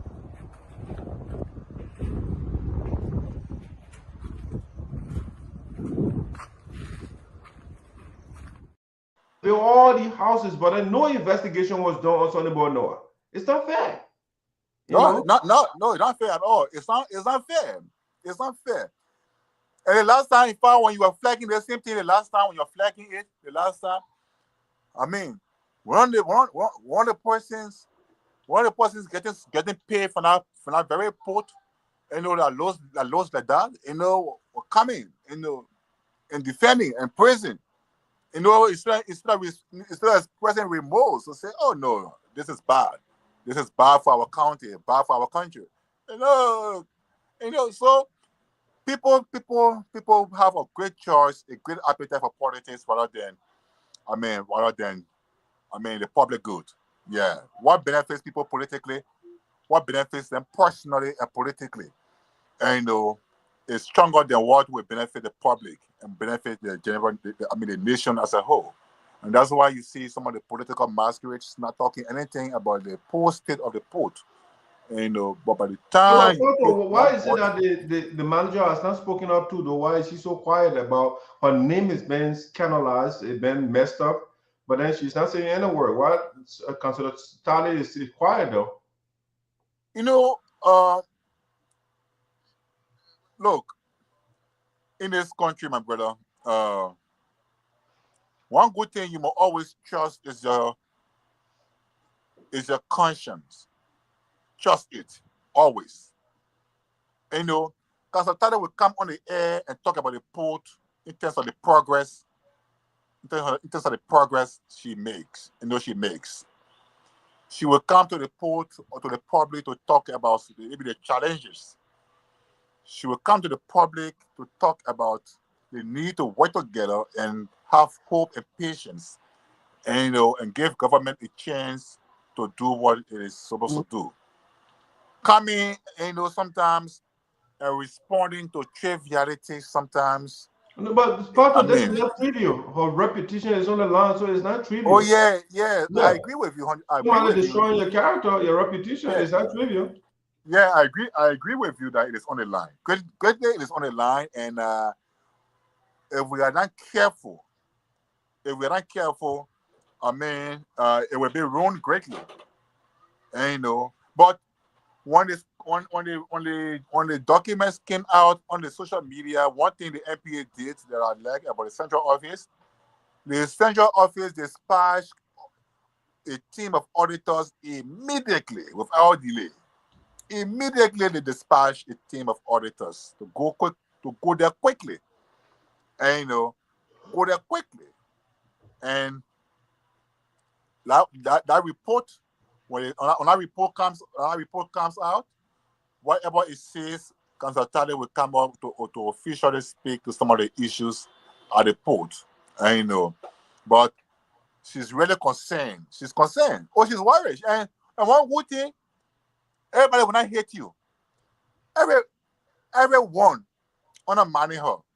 Everyone doing that kind of thing, only releasing documents to the public, and going about saying things. One thing is that everybody knows, she's aware of all the names. She's aware of the way it's happening, and in fact, one of the points they try to use against her, because everywhere you work, sometimes there are people who will trust you. There are people, no matter what, there are people who will trust you and you will trust. So for somebody who believes in her so much, somebody who she also believes in, and they went to the person and said, "But you know what? You are fit to become Port Director. You are qualified. Yes, you are qualified than that woman. Yeah, you can become Port Director too. And what are you doing here? Work with us. Let's do the thing. Let's do the cards. Let's do the dirty cards. I mean, you will benefit." And the person said, "Well, I'm okay with what I have." Yeah, I'm okay with what I have. Immediately call Councillor Tarley to say, "Well, this is what's going on. So I want to let you know this is what's going on in your absence here, in case you are not aware. But this is what's going on so far, and you will see it on the social media and everywhere. And true to that. True to that. Let me go transition. Let's see how it plays out. But I mean, it's interesting, Patrick, how people can live. Like, say, Madam Tarley, for example. I can tell the woman loves her country, right? Because I went to the woman's house before she got that position. Before she got that position, I went to her house. The woman, she living good life here as a lawyer. She had a massive mansion. I went to her place. So it's not somebody who was hungry in the US and just went over there to look for money. She got a nice house. I'm saying myself, I saw it like brother, I said, grow. In my own house, I went there. We had a conversation and she cooked some food for us and everything. So there's not somebody who is struggling here. I mean, and that what Liberia is not going nowhere, Patrick, because people that actually care for the country, one second, people that actually care for the country, when they go there to do something, we destroy them, we destroy them. Yeah, go ahead. And CEO, in fact, I think several times you have passed through Ghana. You have landed in Ghana before. Yeah, yes. To come to Liberia. My brother,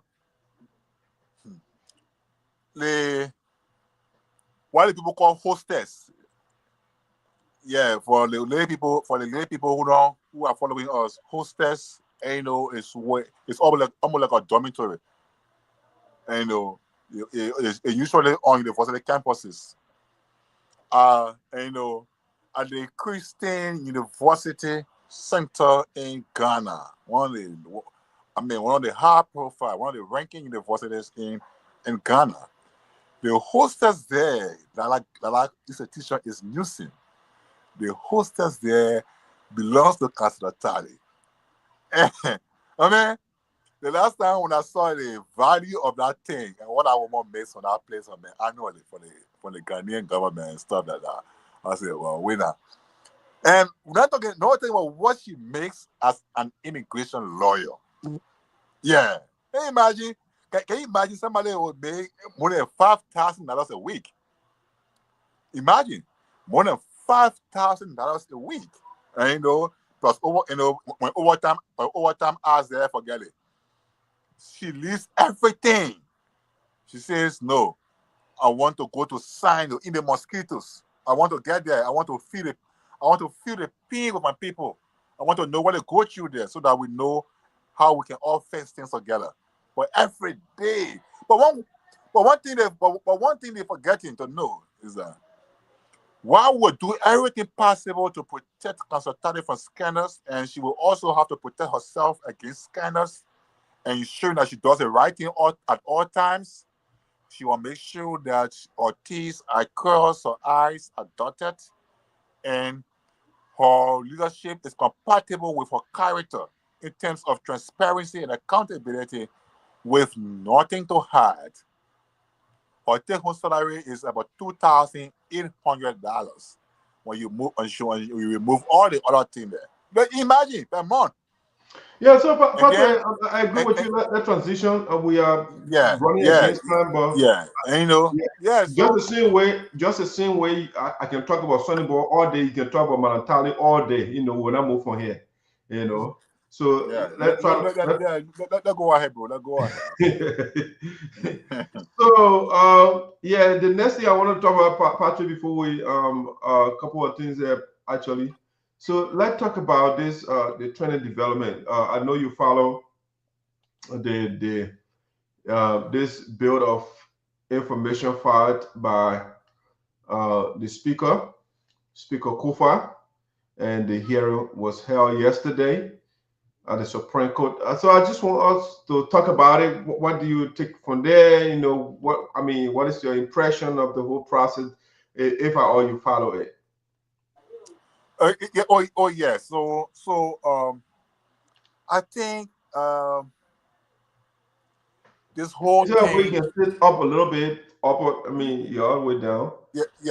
All right, you're good. Yeah. From the capital impasse to all of the legal unfoldings. The chaos associated with the whole impasse, the instability, and the country running into disarray politically. It says one thing about the rule of law, that the rule of law is strong and alive in this country. Yeah, that even with powerful men threatening the system and saying, well, we'll impinge our code if it tries anything. We'll do this, we'll do that. But still yet that the court has the courage to look into a misunderstanding between powerful men. To look into a misunderstanding amongst corrupt men, to look into misunderstanding, of lawbreakers and laws and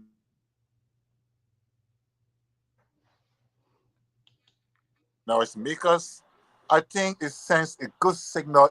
Yes, and how well coordinated our three branches of government, our government are. Now, from the hearing yesterday,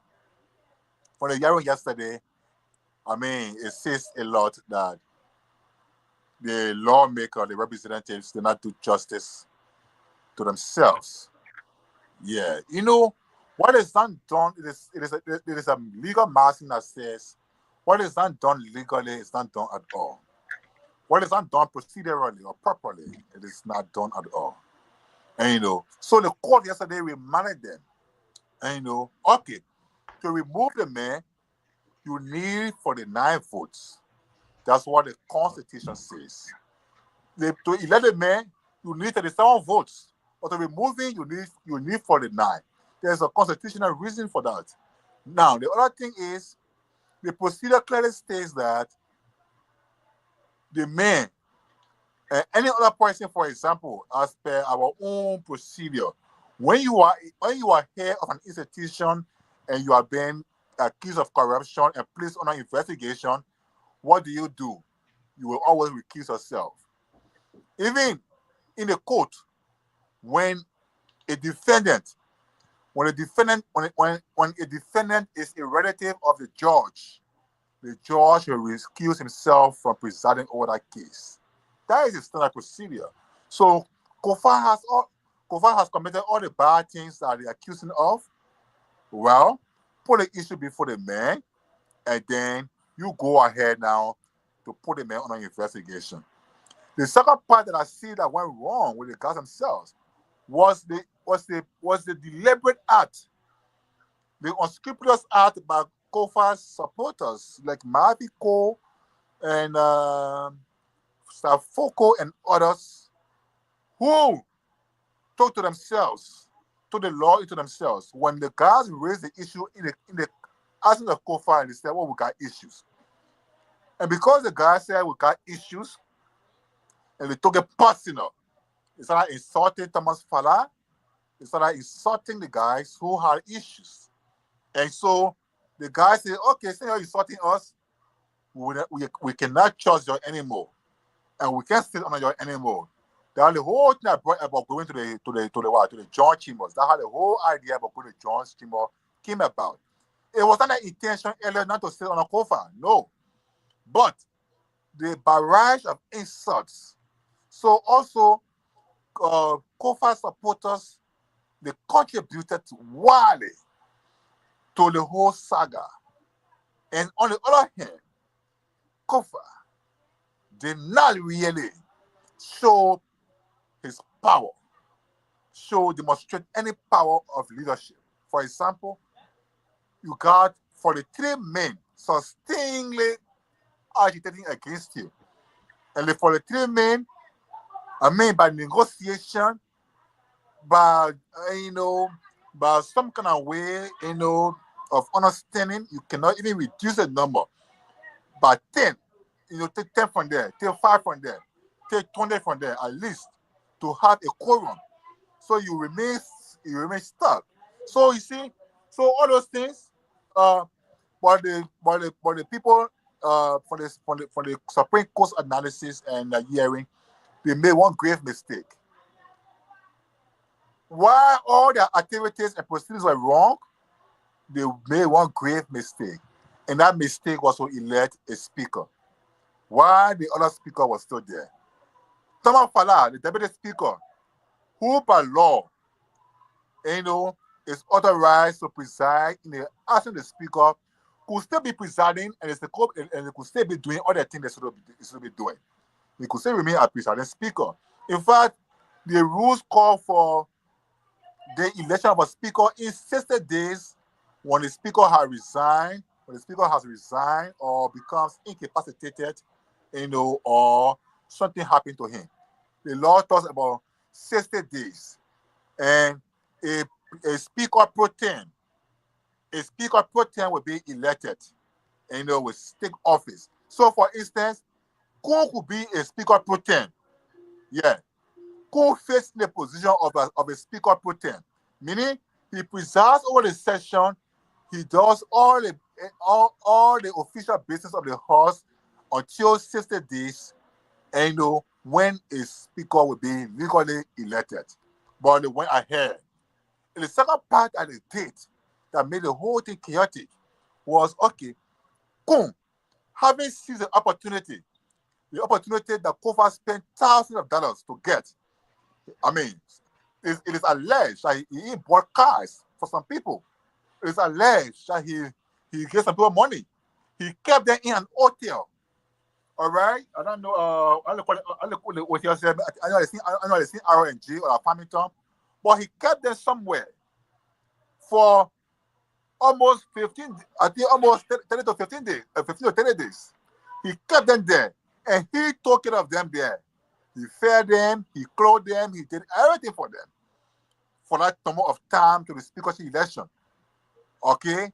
So that opportunity that they gave you, without you spending a nickel, without spending nickel, you could have made good use of that opportunity by ensuring that you reach out to your colleagues. Don't suspend anybody, whether the cause are bad, the cause are bad. Don't suspend anybody. Don't do anything to anybody. All of you, y'all keep on the fighting. Y'all keep on the fighting until the storm comes.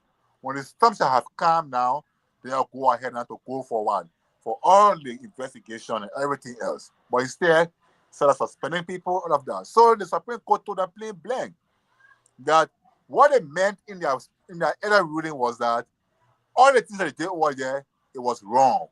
It was ultra virus. It was not in their authority. And again, you saw how embarrassed Vanessa was yesterday with all the questions. You could want to draw an analogy that could not hold water. But yes, that was the situation. So yes, the Supreme Court, I mean, whether they were listening, they were bad, that one is something that Koffa cannot be guaranteed. Whether they were bad, whether they were a year, whatever comes from the ruling at any time soon, it's not guaranteed. And but one thing I know that they can do from the ruling, they can call for a new speakership election and let Koffa be done with for good. Yeah, thank you. All right, Patrick. Let me come to. I mean, maybe Sarah, internet is not too good. So, Sarah, what is your take about the whole Supreme Court hearing yesterday that went on the bill of information filed by Speaker Koffa? What do you make of? What's your take?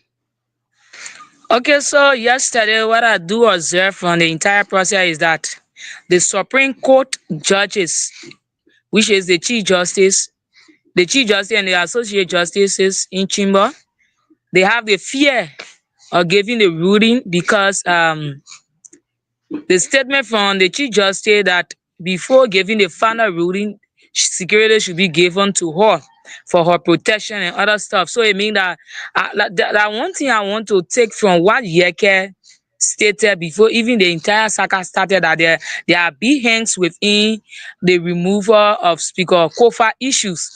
And so it is very difficult, and they really need to act accordingly because we elected them so that they can represent us and do the needful for our country. But for their own self-gain, they continue to carry our country backward. Now the 1.8 million they using to refurnish to renovate the Capitol building should have been used for another thing. There have been a lot of issues when it comes to people complaining about schools and other things. Yeah, we noticed that the feet and our students were all in the street demonstrating that the MCSS students were demonstrating that their teachers are not being paid, and for that reason they are not going for classes. Maybe if that 1.8 million was not used on the Capitol building saga, it should have been used for another purpose. So they really need to come to their mind. We elected them as mature people.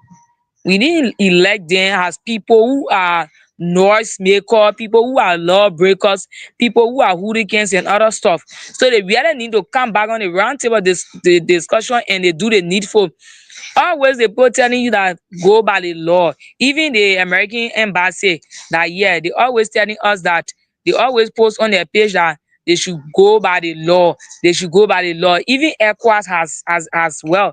So the only thing they need to do is to go by the law. If the law says you should reach your quorum and you sit on the speaker before you can remove him, you can do that. You already have the numbers. So what the essence of having another election when you know the rules and regulations, even going ahead to venomize the speaker office and other things. These are things that bring child within your country.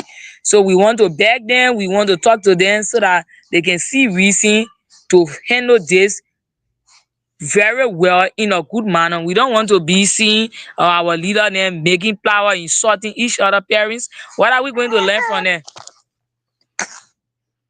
All right, Sarah, thank you for your take. Yes, what I think, Patrick and Sarah. Yes, my view, right? I followed the proceeding yesterday. What I think is the temple of justice, if at all, is a place of justice. The people that are dispensing justice, that are administering justice to the country, should be unbiased. They should be less sentimental, you know. But what I saw yesterday, I don't know when the ruling comes out whether it will be just, because number one, I look at the language of the justices, right? If two people are fighting, right, and they come to you as the justice, as the judge, your language should be neutral. You don't come across as though you are for certain party in the conflict. So, Patrick, yesterday when I listened, for example, one of the justices said we're calling the majority black so-called majority. Okay, that alone, it tells me that you are already not fair. You are not neutral, and because you are somebody who is administering justice here. You the judge. The people, they came to you. There's a fight going on. Somebody seeking information. But then when you start calling other people so-called majority, okay, that's one thing. Prior to that, one of the people that they were sitting before yesterday, one of the justices went to Nima County and said all these different things about the majority black, you know. So I can see that the justices, they are not fair. I mean, in the case when they put out any verdict, it will not be fair. It will be against the majority black. Okay. Another thing I observed yesterday was the Chief Justice.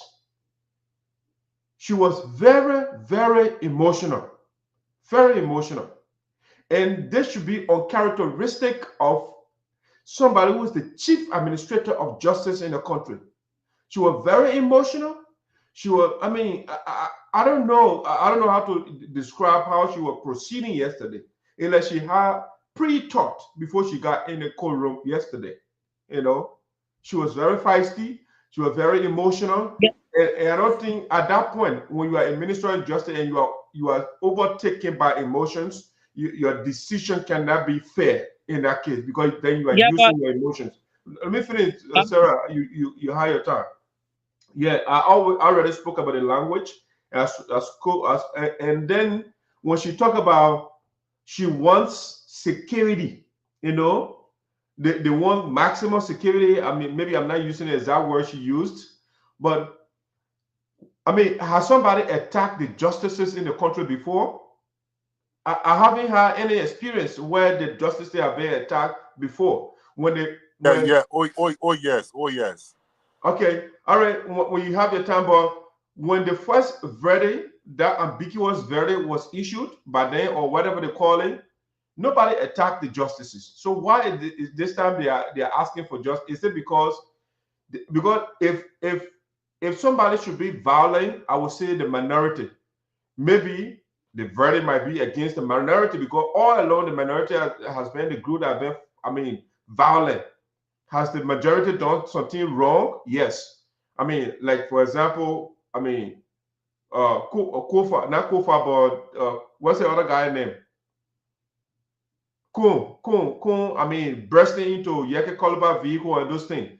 But I think the majority, if somebody start violence, it will be the minority, because the tension that we have seen from because the reason the majority that went in the joint chamber, as Patrick actually pointed out, was because of the action of the minority. They were always physical with the other guys, and that's why the guys went in the other chamber. And when the guys went there, still they followed them and vandalized the chairs and those different things that was there. And as a result, the guy was using regular chairs. They were using regular chairs to have their section. So, and the minority black, they also fought the security, and all those things. So maybe it's the fear from the Chief Justice. But I think also, what I think about that statement is a fallacy, and she's somebody who studied law, and what they call a fallacy is a appeal to fear. That what the Chief Justice was doing yesterday. She was appealing to fear and trying to make it as though people are haunting them, and I don't think it should be that way. So it's just nothing but emotionalism and sentimentality, and that's what she was doing yesterday. She was so sentimental.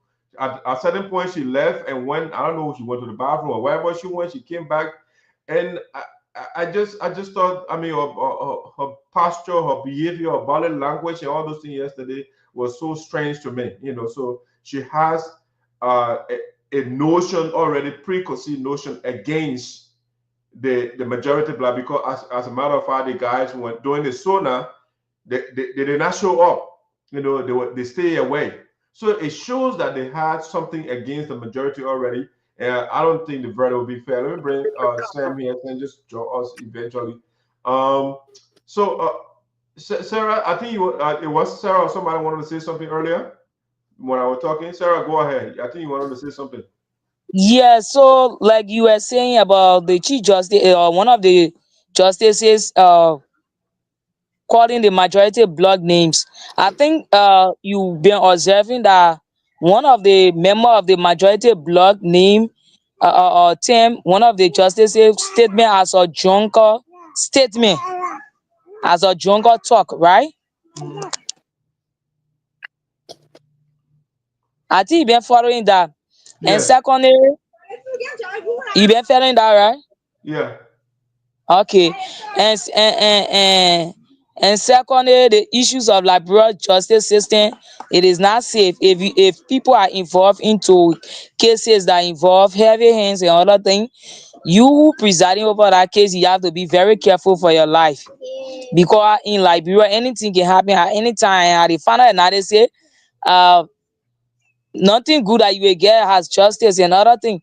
So they themselves also afraid because of the aftermath. And the Chief Justice were also giving talk to the both lawyer, like for Arthur Johnson, the lawyer for the minority bloc. You are asked, where is the bill the bill of information office and other stuff, and he only answer about I didn't bring the book and other thing. So they both yesterday, for me, they both sides were questioned and their lawyer were like shaking. They were shivering because those questions were tough and other thing. They were putting it so and putting it so. That's why I was there from yesterday, yesterday or day before yesterday hearing. Okay, Patrick, you said there was an example where a verdict was issued and the people were attacked. Well, give me that historical example, please. I'm not in the know of it. Look, let me tell you something. What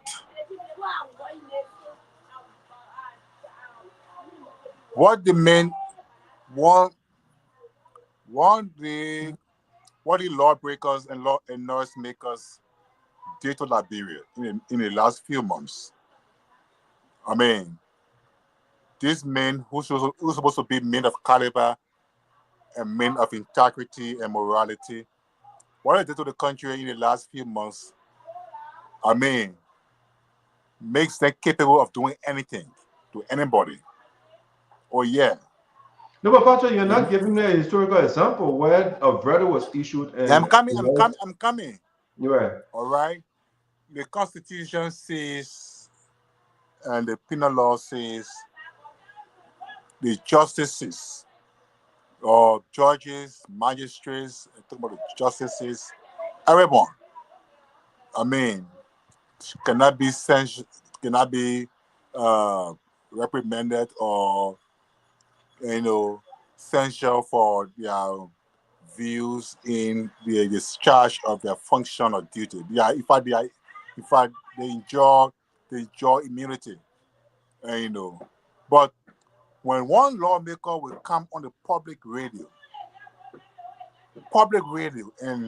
and describe a sitting justice, an interpreter of the law, as a drunker, then of course it tells you that lawmaker is capable of sending bandits under justice. No, Patrick, let's be fair here. The justice says something, because the justice should have led the whole thing, because the whole fight is political. But the justice went somewhere and castigated the majority, and that's what precipitated the reaction of the lawmaker. So, look, one thing that is very disrespectful or that shows insubordination is to go against the will or the legal authority of somebody, or maybe to take advantage of somebody because you have power. One, already they may know very well that the country has 3 branches of government, and each of them coordinate well, though independent. And one there is there to interpret the law, another to enforce the law. And then you went ahead and assumed to yourself that where you were wrong, and they told you that you were wrong, or because simply you could not understand English, or you cannot, or you were so incomprehensible, and you say you were the one who was right. All right. So I think what they did to the Chief Justice and the justices was wrong. When they ruled, they said everything you did was ultra-virus, but you went ahead still doing something that is still talk about being ultra-virus, and I think that where the problem lies. So I think they are right to call for security, extra security, because right now to burn a capital building means that anybody can be burned down. Okay, all right. Sam, welcome aboard. What's your take about this? The builder hearing yesterday. Well, thank you, Patrick and CEO. And it is a good pleasure seeing you today on the platform. Most especially Sarah L.A., who is the lone female officer on this platform. But I've been following the information, like I've always told you, that it is about this hour that my internet get very active and strong. So in most cases, I follow the discussion. But if you, notice, or if you are rare, the Supreme Court, ruling for their opinion, because other lawyers have opined before final hearing. But what we're hearing is not quite good for our country. I think, am I clear? Yeah, you're good. You're good. Okay. Yeah, the bill of information is currently being put out there so that to silence the 5 justices on the Supreme Court bench. And it is not good for our democracy. If it is true, or what we are hearing, it will be a bad bar, or a bad by A, then that means that we are headed to constitutional crisis. The bill of information is quite there to impeach Justice Sinoe, the Chief Justice Sinoe. It is squarely targeting the Chief Justice. Which one? Targeting her? Which one? I'm talking about the ruling that Supreme Court have to come out. The legislature are you not aware that the legislature, they are forming a block cliques from all over? They want to impeach the Chief Justice before her. I think, Sam, I'm not cutting you. I think when they impeach her, when the proper bill to impeach her or being favorable, because she's not neutral. I mean, from what I saw yesterday, it's clear that she took a side. But go ahead. Yeah, if you say I mean, she took a side, then I mean, you are trying to mean people trying to, not you per se, but people trying to prejudice. I mean, what going on? Trying to prejudice the case. Because the Supreme Court, I mean, has the final habitat of justice when we're talking about in the legal jurisprudence of our setting. So, I mean, I will not just come here to say, oh yes, the person did the person, but who we have to look at is what the people who preside over the case. I'm not in support of other sides, but I mean the rule of law. We have to observe the rule of law and look at it patiently to see. But I've been seeing other lawmakers coming from the other angle to do this. You know, I mean, it is scary. It is scary, and legal practitioners all around. I mean, they're observing the case. Yes, I think you on the social media, you've been seeing it since this morning, even yesterday. So it is that case. Then I mean, we have to look elsewhere. And I mean, other people. I'm not a lawyer, and I will not pretend to be a lawyer. But what the prevailing situation is what we are looking at. Yeah, I mean, if you listen to the lawyer for the majority black, Vani Sherman, yesterday when you listen to him, because the Chief Justice has said that the majority, they need, because she said that there is no such word in the Constitution called majority, right? And she and the Vani Sherman, they went out. Vani Sherman was like, okay, what is quorum? If you said there is no such thing as majority, because quorum is nothing but a euphemism, is a substitute for majority, right?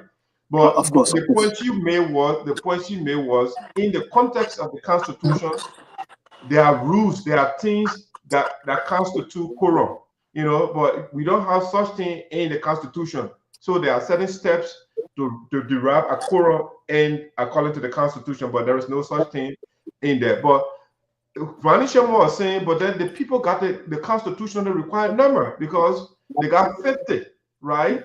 Which he said the majority got 50 signatures. But then one person even got out. But yes, still the requirement, which is 49, you know. But then yes, still the people say, oh, this Mr. Kuhn is not a legitimate speaker, even though the people got the required number constitutionally. They got the number, which is 49. They have 50, and one person trying to ball no withdrew, which now left with 49. And so the guys said, well, I don't see what the guys are doing wrong. And besides, when you say, oh, the majority, the guys are not, who makes the law? Who makes the decision for the House? It's the majority. Yeah, the majority. So I mean, I followed the Chief Justice yesterday, and she was so angry. I don't know what she was angry for because the judge. Patrick, this is what I said from the onset. I mean, her hunger. I mean, been precipitated by. I mean, what came out yesterday from people who call. I mean, the majority black. I mean, the action they put up. I mean, it's what called for. I mean, what called for anger. The Chief Justice over the past time, she's been moderate. If you look at her, so if you want for, I mean, this case to have come to a logical conclusion, and to have a legal ban for every case to have a legal banding. I mean, like I said from the onset, we have to look up to the Supreme Court, and where's the CRC or the Supreme Court? The Chief Justice. So why is it that people are prejudicing this? The Chief Justice man rule in favor of the majority bloc. She man rule. I mean, in favor of what? The bloc of the Fonati Koffa. But as it is, people are trying to prejudice the woman. I mean, the lady, she's in favor of so and so kingdoms, trying to, I mean, demonize or I mean, just say any other thing that might provoke her. So she's a lady. She's a lady. I mean, what we have to look at it from our angle. It means nothing. You are there to administer justice. That's what you are there for. Yeah. So this is why, Padre, Mr. Padre, Dyke. So this is why he gave her the benefit of the doubt, so that she can go. She can. I mean, she can. Yeah, but he say you could tell where she's leading from what went on yesterday. So you could tell where she was leading. Because especially all of them, like they are decided because they were calling the majority names, so-called majority. So once you start employing such a language, then you are taking side. Because again, like I said from the beginning, Sam, the building called Temple of Justice is where everybody, all the subordinate courts, when the people don't get justice, they go to the highest court in the land. So when you get to that point, you need level-headed people. You have to think through those things. You don't put your emotions into it. No, she was very emotional yesterday. I didn't like that. You know, Patrick, we in the area. When, I'm sorry, I mean, you only came in Liberia one time. I don't know when you'll be coming here. Of course, in most cases, when legal arguments, I mean, about to take place or legal argument on, a lot of people, I mean, just parade the corridor. We say certain things, so you see people threatening. You see, as we speak now, I mean, the information I'm hearing, the Chief Justice is not alone. She moved around with me, with a variety of our police officers, PF officers, and what have you. Despite the other side, I mean, Fonati and the likes of the other people. So, I mean, you said it. She is a lady. What people said, what she said yesterday, have been precipitated on what people then saying. Like, oh, yes, indeed. I mean, the Chief Justice is one-sided, or, you know, he will take this side, she will take this side, she will do this. Why is it that we can give her the benefit of the doubt? This is why I'll continue to say this. So the Supreme Court has not been ruled. The problem is when you are perceived as taking side, then it compromises the verdict that is coming up, you know, and that's why you have to be neutral. Because once you come across as though you are taking side, then nobody wants to honor that verdict again because you're compromising the verdict that will be coming up, you know. And that's why I noticed on her yesterday. You were very emotional. Yeah.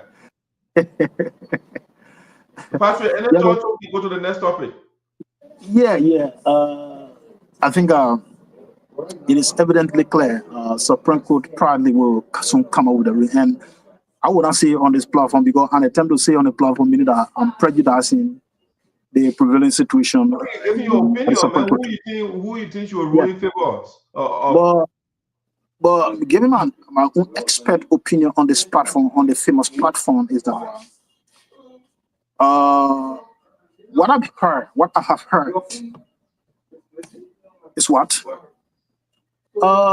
coming from the angle of the former speaker, Fonati Koffa, because I listened to Fonati Koffa yesterday in one of his gathering, though it was not official, those were on what a platform. But what he said yesterday is what you know, you hear CEO, we've been talking about that particular area is not an area where people just go to amass wealth for themselves, or it's not their father property. So why is it that Fonati cannot give chance to others? It has been happening to others. They put deadlines to a lot of people. So why is it that you holding fast to this thing that you want to pursue the case here? So if that for that reason you want to stall the progress of the society of our country, then yes, the society will look at you and the society will blame you on anything that happened because the budget execution, you are not proud of the budget execution and what of you. Budget hearing, every other thing, even lawmakers from other counties were not represented. Today, tomorrow, districts will be underdeveloped because it is from the budget your district or your county can be developed. But other lawmakers were not the only few lawmakers were there. So if LACE is carrying on projects tomorrow, how will they carry on project with all the other districts? Even in the statutory district, in the true district, how will they carry on development? Because it's a law, your representative had to be present. And they were not present. So we've been saying it to you from all angles. But what we're saying here is that what I have heard from the former speaker is saying that yes, he's not fighting to be or he's not fighting per se to be or speak up tomorrow. But what he's saying in this thing is that he want to set is a precedent case that he want to set. He don't want for tomorrow. He doesn't want tomorrow. Somebody will come and just be removed speaker. He's a legal person. Mind you, coming from the legal side. So from the aspect, from the point other people that will be coming, at the legislature, they will not just get on to say, oh, we want to remove the person, want to remove the person. So that is stage in what they said. But from our opinion is that, from our point is that the Supreme Court is going to rule. It's going to rule, in favor of the minority. That's my point. Okay. My opinion. All right. Patrick, what's the last thought on the topic? So go to the last one. Yeah, so my final thought on this thing is that it's been a sad time for Liberia. A country so wretched, so poor, so devastated. The country is still picking up from the ashes of 14 years civil war. And, could not imagine the lawmakers, the legislature will not go all out, go in their chambers, go in their offices, go in session to find austerity measures to help the executive brainstorm, put legislation on the floor, debate for austerity and no solution to Liberia's economic problems. They go fighting for a speakership position. It was so shameful. Look, when we read in history of the Great Depression and the coming into office of Franklin Roosevelt in 1933, it takes just 3 years. It takes 3 years for the United States to bounce back. 3 years for the government to bounce back, for the people to bounce back. It didn't take all the years that he stayed in office, but just 3 years. Because why? Congress will focus on ensuring that austerity measures that will help the government resuscitate the economy and get people back to job was the focus. While the president was also working on executive orders and other administrative things that could help the country.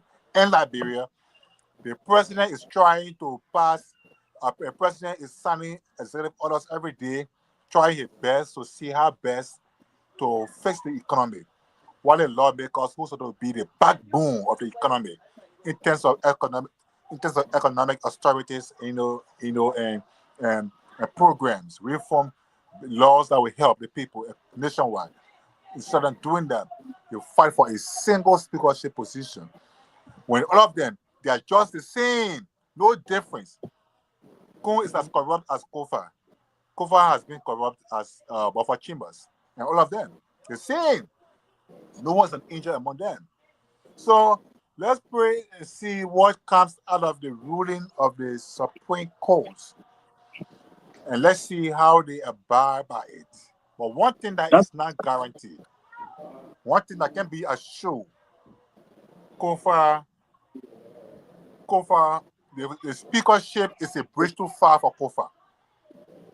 The speakership is a bridge too far for Koffa, and I don't think he dreams of becoming speaker again.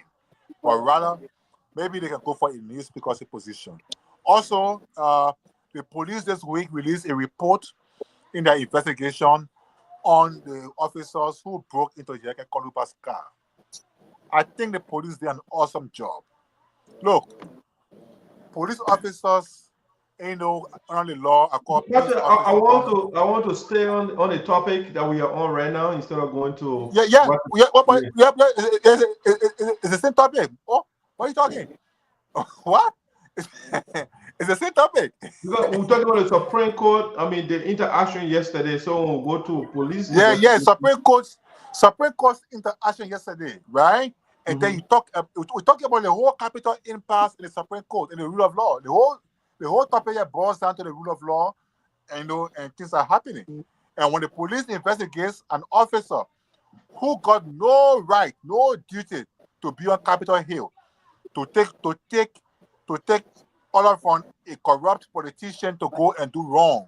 And when the police come up with an investigation that says you are suspended without pay for months, then of course it should be something that we can also talk about, because it's part of the system that we're talking about here. Yeah, so I lay my thoughts down, then perhaps we want to talk about this one here. Okay, yeah, my final thought on this. I think it's the point that Sam made earlier with respect to uh, uh, sort of Koffa, trying wanting to set some precedent, to avoid, people arbitrarily just taking the speaker out. I think it's a good point, but my thing with this is um, um, this guy, he was with George Weah, for example, because I think what he's doing is seeking, justice, basically. But then he's a sedition, as a matter of fact. But Sam, we had like it's our 6 or 7 auditors that were killed under Judge Weah. The guy did not push for justice. So why now it comes to his position? I think Koffa is doing all of this because of the money associated with the office. It's not necessarily about setting precedent. Because even if you look at Kun right now, just recently Kun got a thing. We are told that Kun is building mansions now all over the place.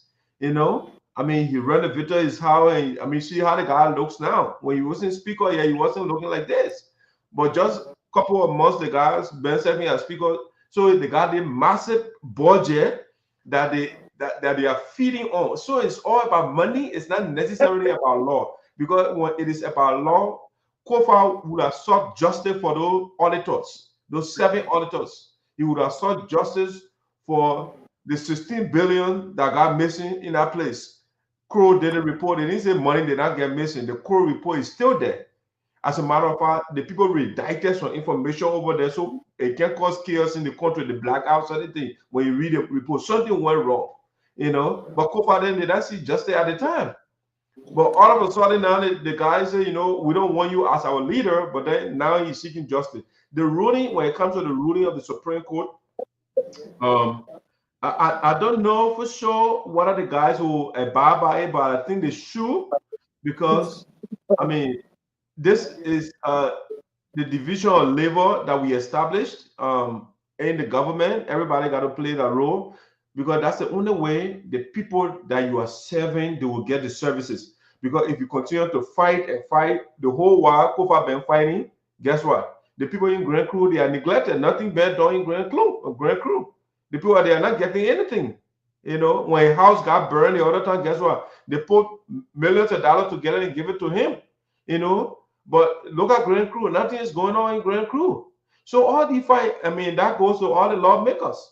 The same thing is affecting our District 3. Our mentioning boy Noah, he's not there because the guy suspended him for 3 months and they added additional 2 months. So it's affecting the people in Toteh. So the guys got to just accept the ruling, whatever the ruling will be for the country to go ahead, and that's what I think about the ruling for sure. It will be compromised. And another thing I want to point out is the weird thing about Koffa is after the ruling comes out, because I think Sam said his goal is not necessary to remain as speaker, right? So now when the ruling comes on, the majority, one of the majority men and that he doesn't want to work with, they'll be his leader.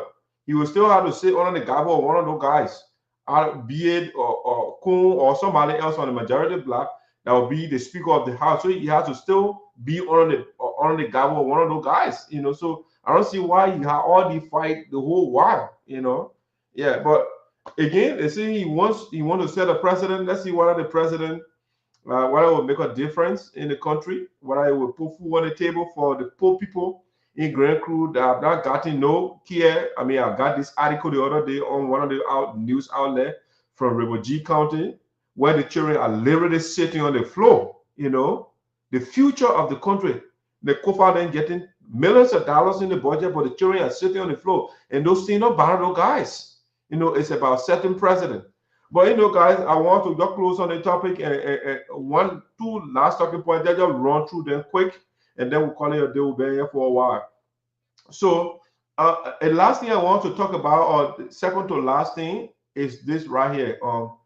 I think I was following Spoon Talk, and this a representative from Lofa County Electoral District number 3. I think his name is Momo, Kpoto or something like that.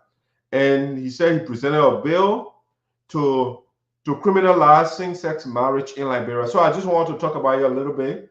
Let's start with Sen. Sen, what do you make of the proposal of the lawmaker to say, you know what, let same-sex marriage be criminalized? You know, anybody who engages into homosexual activity should be arrested and taken to jail. And as a matter of fact, he said that it should be non-bailable. You know, what do you make of that idea? Is it too radical, or is a good idea? You are on mute. Go ahead. Okay, am I loud? Yes. Okay, if you look at it from the onset, I mean, from a spectrum analysis, you notice that yes, indeed. I think I was commenting. I've been following that argument since the day before yesterday when I heard that.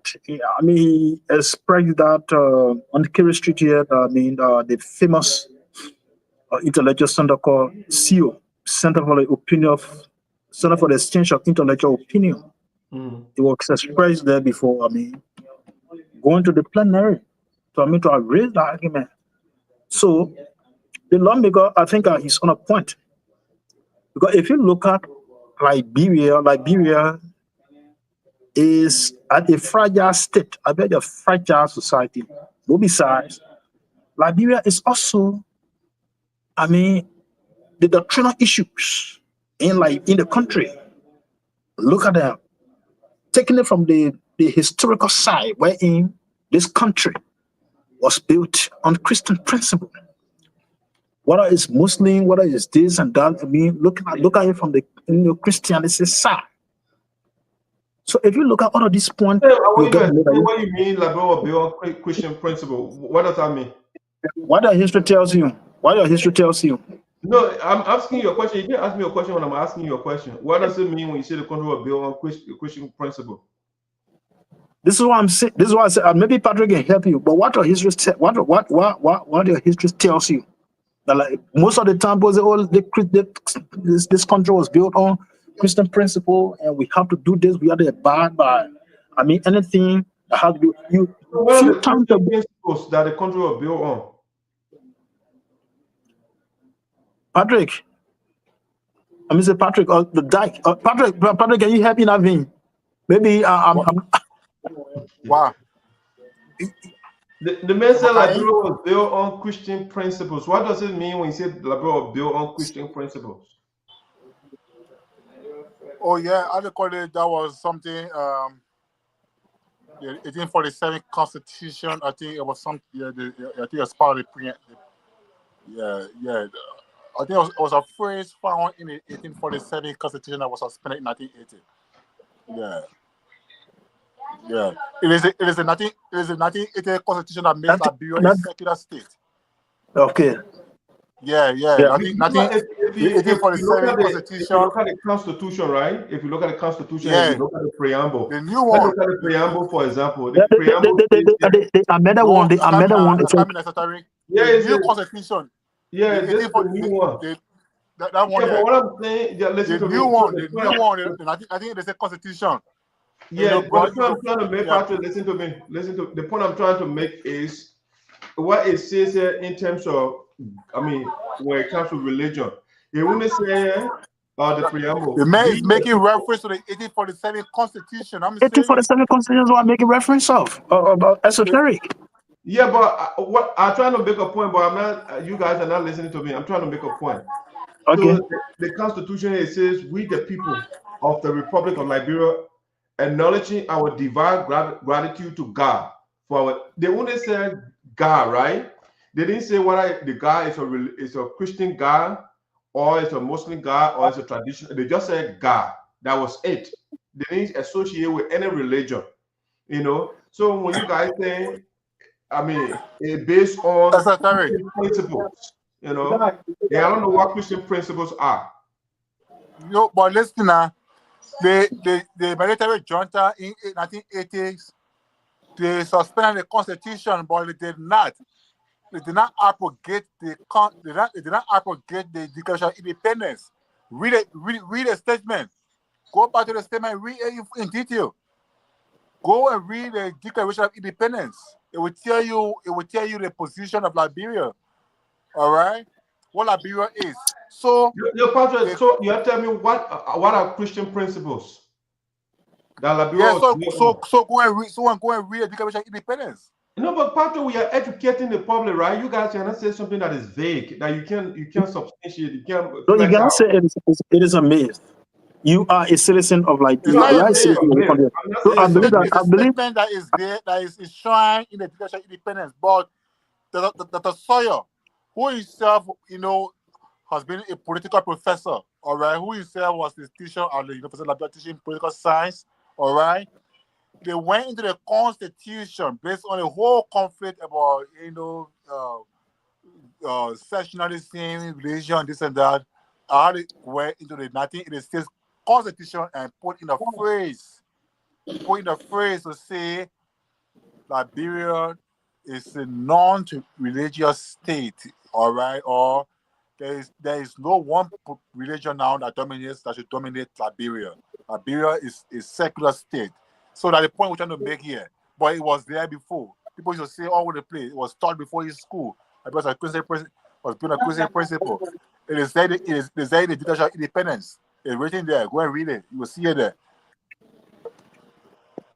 All right, so but you guys are not telling me what the principles are. I was asking for the Christian principle that Liberia was built on. But Sam, you had the floor, and I think I interrupted you for clarity. But go ahead. So Yeah, you're talking about the topic is criminalizing same-sex marriage. Criminalizing same-sex marriage, like I said from the concept, it's something that need to be observed. Because if you said that, it's a very strange thing.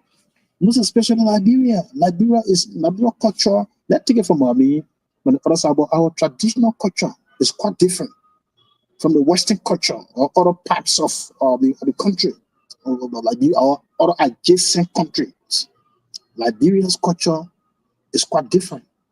So, breaking about same-sex marriage is something that could spark a lot of debates, and you've been seeing it. You've been happening. Taking it from the angle of the United Methodist side. I think you heard what went on a few days ago, few weeks, few months ago. It was a serious crisis in this country wherein every Sunday you'll see, church members going against one another. See other people, fighting. Police officers, security officers, they're all, in the church facility to protect some members who are against or who are pro. This has been happening. So taking it from that angle, I may try to reintroduce this in our culture. Our culture is telling you that yet no. Our culture does not call for this. So, I'm playing devil's advocate. What is wrong with same-sex marriage? Same-sex marriage is highly prohibited, and it is same-sex marriage is. What is wrong with it? That's my question. I'm not saying what is prohibited or not. What is wrong with it? It is wrong to do same-sex because God said. Why is it wrong? God made man and woman. He is on image. If he said that, then yes, we have to go back to it take you to the principle, to the foundation on which the country was built. That which of course you put it in the principles. Yeah, we will tell you later. If those principles are many, So if I continue to name them, if I continue to name them and think we won't just move from here. No, I said give me one, just one thing, one principle that the country is built on and having same-sex marriage is against. But Deg, when we were building the country, it was only Christians who gathered down themselves and said yes indeed. Do you know the name Crystal Police? Yeah, and you read your history, and you read your civic. I think your civics must be your civics must be able to tell you that yes indeed, this is what this was meant for. So coming down to ask me yes indeed, even though you are playing a devil advocate, but if you said that, then meaning that we are trying to manipulate the minds of the people who are listening to this platform. It won't be good. I think it will be discouraging our people. Even one side, because I'm saying, because if we say something is wrong, it should be prohibited. We still reason why it is wrong. Why is same-sex marriage wrong, and why should we prohibit it? I mean, we got to say why it's wrong. We got to make because man is the one to get married to a woman, not man to get married to a man. We were introduced to this world, and in Liberia, that man is to get married to a woman. Not man getting married to a woman. So we were socially conditioned to do that. We were socially conditioned to get married to a woman. So why, if you're in a society where people are socially conditioned to get married to your social condition does not even give you that right, that ultimate right to go that kind of. It is, I mean, I don't know. It sounds to other people. Patrick, what do you make of the proposal of the lawmaker? Is it fair? Because we are saying the people, when you look at Liberia, they say from the Latin word labor, which means freedom, right? So if you have a free society, is it right to bar the rights of certain citizens that say, you know what, I don't want to marry to a woman, I want to go to another man? I mean, are you not prohibiting the freedom of other people when you do this? Again, I'm playing a devil's advocate. I want to see through everything here. We can't just look at it one side. What do you make of it, Patrick? Is it fair? I mean, if we say we are a country that believes in freedom, liberty, if from the word Liberia, from the word liberty or labor, which means free. So why should you curtail the rights of other people? Patrick, are you there? Go ahead. Okay, so in the first place, the lawmaker who put that bill on the floor is very unserious, and he doesn't know the reason why. He doesn't know the reason why he was elected. He does not. I think he has no vision at all. I also want to believe. I want to believe that he contested on no platform. I also want to believe he had no platform in the election. Because in the first place, go to his district. How many persons there has he ever seen getting married? Or getting, yeah. So you have to use common sense to make laws. Say the thing I see in my district here, for example, the thing I see in my district here is prevalent. The thing is becoming serious. The thing is becoming very, very, common. It's dangerous.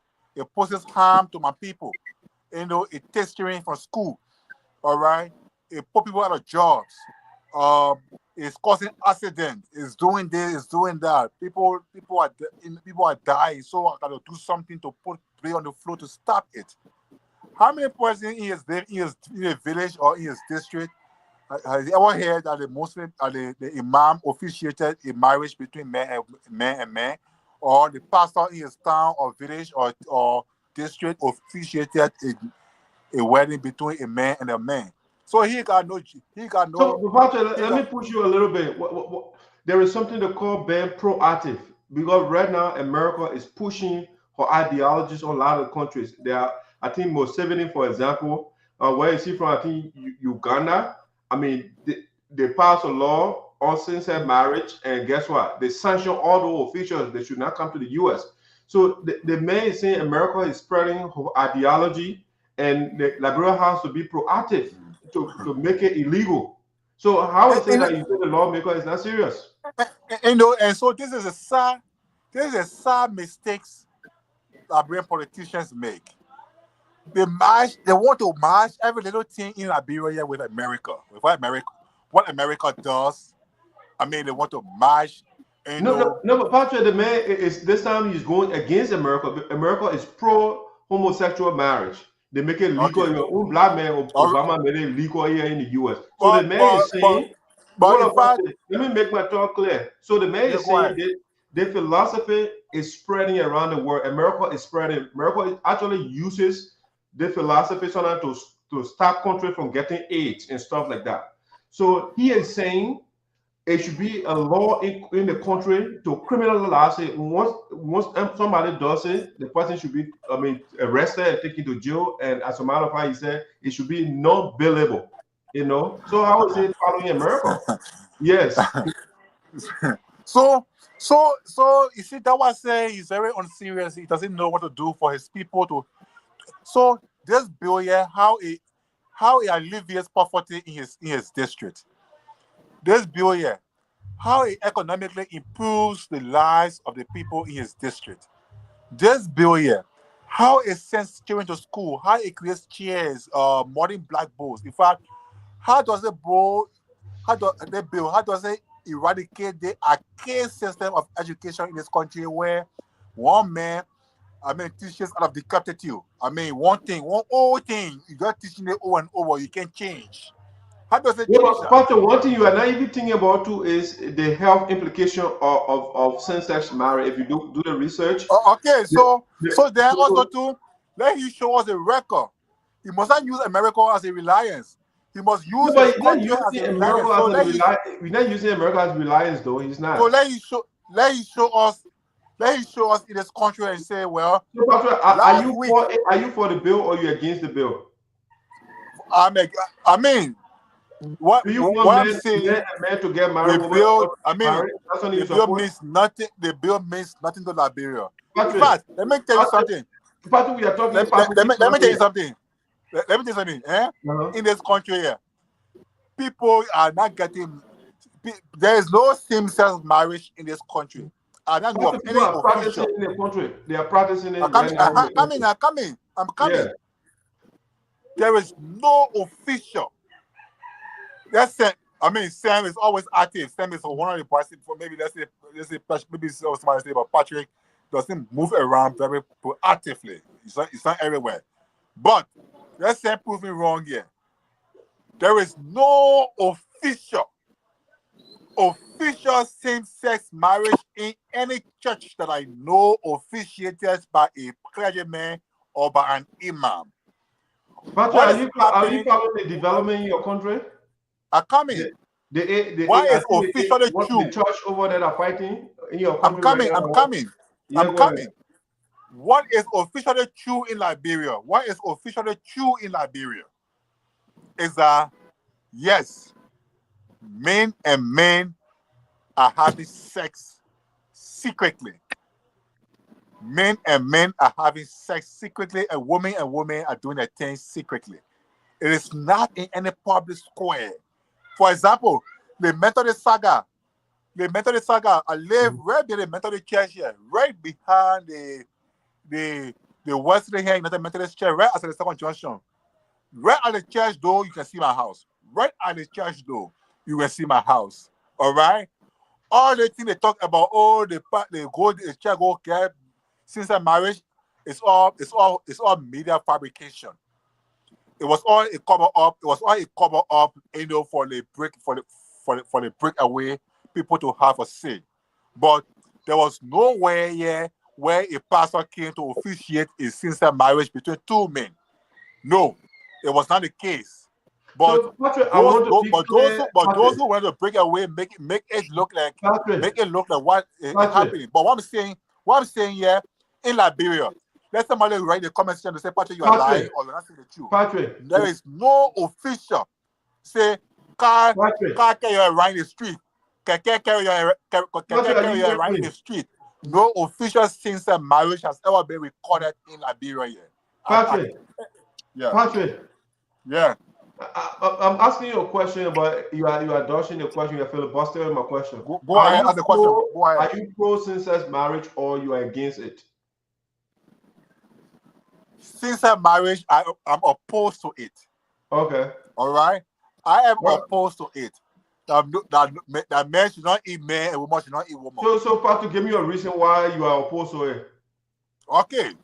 Because one, I'm opposed to it on. Can you come on camera, right? You are off camera a little bit. Yeah. Yeah. Okay. I'm opposed to it one on religious ground.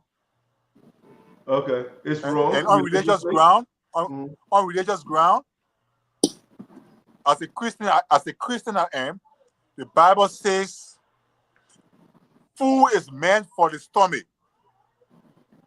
All right? And stomach meant for the food. And stomach meant for food. Food is meant for the stomach, and the stomach is meant for food. In other words, a woman's sex organ is meant for a man's sex organ. And a man's sex organ is also meant for a woman's sex organ.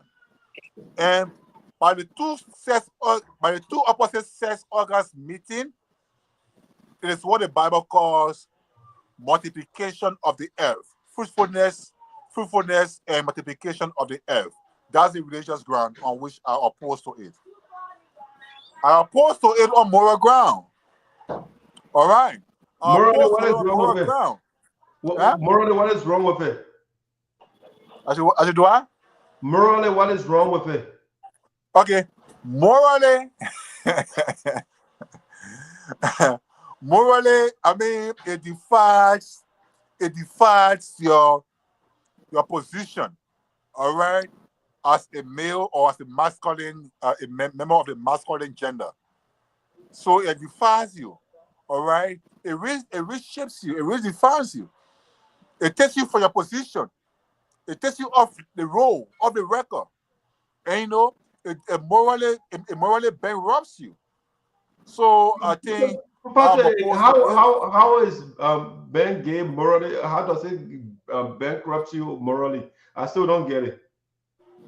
Okay, so if you are a gay, so when somebody becomes gay, for example, do they kill other people? If you are a gay, for example, if you are a gay, for example, and there's a meeting. You're struggling, man. You're struggling. I can't. Yeah. You are a gay, for example, and there's a meeting, and there's a meeting of men. There's a meeting of men. A meeting of men, married men. A meeting of married men, young men married in a community. What is their position? What would be your position? When you say a meeting of married men? Yeah. Yeah, a gay person is a man who got married, right? So is a married man. No, what would be your position now? Married men are meeting. Ain't see so? But a gay man is married, right? If the gay man is married, then the men can. Okay. You are a man, but you are considered the wife of another man. You are a man, but consider the wife of another man. So is that morally wrong, Patrick? ESOTERIC, I say it is right to you, but for me it is wrong. and also too, I know to you it is wrong because to let my thought. To you it is wrong because I noticed a few years ago, I noticed you went and found a beautiful member of the feminine gender, all right? Of course, you put something on her finger, you took her home, and beautifully she's there decorated in your home as a wife. I agree with you. So, that's why I know you are opposed to it too. Yeah, that's why I said I'm playing devil's advocate, but I want to understand why people are against. You're gonna give me a reason why you're against. If you ask me right now, I would give you a reason why I'm against it, right? So let me say it, for example. Number one, I think gay marriage, it will make the human population to go extinct. Gays don't reproduce. That's one reason. Number two, right? You put two men on the island or two women on the island, they will not produce, they will die. You know what I'm saying? So gay, it has the potential to kill the human population. Say, let's take China, for example, right? China had this one-child policy before. But because the people are getting old, so they change it to two-child policy, right? They make it two. So say that China have a bunch of gay people. That means they can't reproduce themselves anymore. That's one thing. Number two, if you look at the research, gay people are more, let's just say AIDS, HIV and AIDS is prevalent within the gay population, right? It has a higher rate of HIV and AIDS. That's one. Number two, for which I'm against gay marriage. I think it tends to take a man who or man who is who like see Patrick, for example. When Patrick becomes gay, he Patrick start acting a woman. You know, you don't become yourself anymore. You know, you try to become the opposite gender that you don't like. You know, so I just see this disconnect. All right, you say you don't want a woman, but you want to be the woman. Okay, you don't want a woman, but you want to be the like person. It just doesn't make sense to me. You know, and yeah, those are some of the reasons I have. You know, I have to do more. I think I did a little reading about it back in the day. I had all the reasons, but they all evaporated from my head. But I think the biological reason is a major one. Reproduction. We need to reproduce ourselves, and gay people don't reproduce. So that's a major issue. Because somebody will come and say, you know what, but marriage is not about reproduction. Yes, it's part of it. I mean, reproduction is part of marriage. You want to reproduce yourself. And people will say, they will have all the argument, oh, but I can go adopt a child. No, make your own. Don't go adopt a child. Go make your own. Two of you in the bedroom, you'll go make your own baby. You know, if you put them on an island, if you put a man and a woman on an island, and you put a man and a man on an island, or a woman on a woman island, the man and the woman on the island, if they don't have fertility problem, again, that's the only exception. People will say, oh, but you can have a heterosexual couple that can reproduce, you know, but that's the exception you're talking about. It's not the norm, you know, but in a gay population, it's the norm. They don't reproduce, you know. All right, so that's a major problem there for me. Yeah, and they tend to, I mean, you and myself, Patrick, we don't go around recruiting, telling people, you know, how to be man or to go. No, it's just natural, right? But gay people, they have all the, especially in America, they have all these different campaigns going on for the people. I mean, they're literally running campaign for them like a politician, right? They run campaign for them. If you don't support their agenda, they go against you because some of them, they are very rich in the country. But if you don't go against, if you don't support a heterosexual, they don't go against you. They don't go hunt you down, all those different things, and they don't take you to court and say, oh, you are discriminating. But that's how it is out here. But guys, I think we'll be on the last thing. Let's close it on this, so we can call it a day. With this, the same guy, he said he wants teacher salary to be standardized. You know, Representative Momo, the same Momo guy, he wants all public teachers across the country, their salaries to be standardized. What do you make of that concept as well? It's the last thing that I will also conclude on. Are we true under the Samuel Alfred report of Greenville? Yeah, you came very late. Yeah, we'll finish with that. Yeah. I mean, unless you want to use your time on the subject to speak to it, then I mean, you can do that. And then Patrick can speak to it. I'll speak to it, and we'll call it a day. Yeah, okay. Maybe it will be the final. We can do the final one, but why you just put on the floor? Let's discuss it. Then I mean the. Oh, you can give your thought on that. Okay. Yeah. Okay. Go ahead. Yes. So, yeah, should we standardize teacher salaries in the country? Like all teachers across, especially the government employees, teachers, government school, as you say, all of them should get the same pay. Is that an idea that you discuss? Oh yes. Just a few days ago, I'm hosting 5. I'm a teachers now from District 2, Sinoe County, both of whom from Gripo. They are currently in Monrovia. I mean to run after the just benefit the people that are on supplementary for the past 8 years. Could you imagine that? Like, yeah. Could you imagine that someone been on supplementary for the past 8 years? Even in different country, in America, or let me say, I'm not just calling America, man, because America is just far ahead. But let's say in Ghana, in Sierra Leone, you know what that person will be talking about? That person will be talking about somebody who have a good status in his own country. Can you imagine? These people even have to pay in the US though, but go ahead.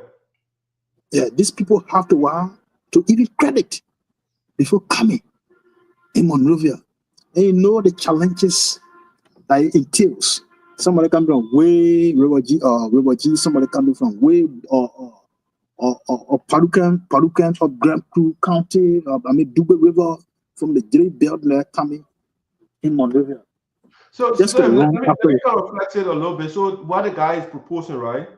If Sam has PhD and Patrick has PhD, and Sam is, say for example, you are teaching in Monrovia, because right now the way it is, if you have PhD and you're teaching in Monrovia and Patrick is teaching with the same degree and Patrick is teaching in Sinoe, you get paid more in Monrovia than Patrick in Sinoe. And you know, the two of you have the same credential. So he is saying people with similar credential should get paid the same thing. So that he want to standardize it. That's what he's saying. So this is why I'm coming. Not because the person is in Monrovia and somebody way in Bokonjiri or in Jirepo, you have PhD in education or in teacher training. That person in Monrovia make far more than the person who in the interior. I think if you want to do it that way, then the person in the interior should be making that money. Should be making $5,000. You making $10,000, and that person make just $2,000. So that if you want to take it from that ratio, from that range, the person in the interior should be more money, because people in the interior, can you imagine esoteric? I've been in the interior before. I went there. I always go there.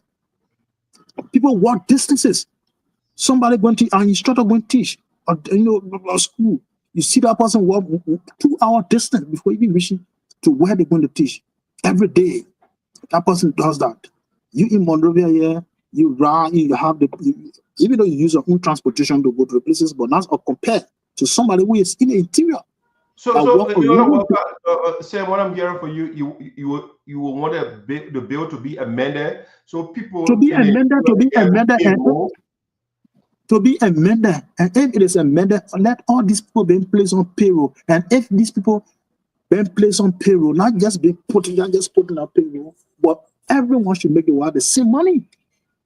Everyone should make the same money. Yeah, that's my point. Patrick, what you make of this idea of standardizing teacher, especially public school teachers' salaries?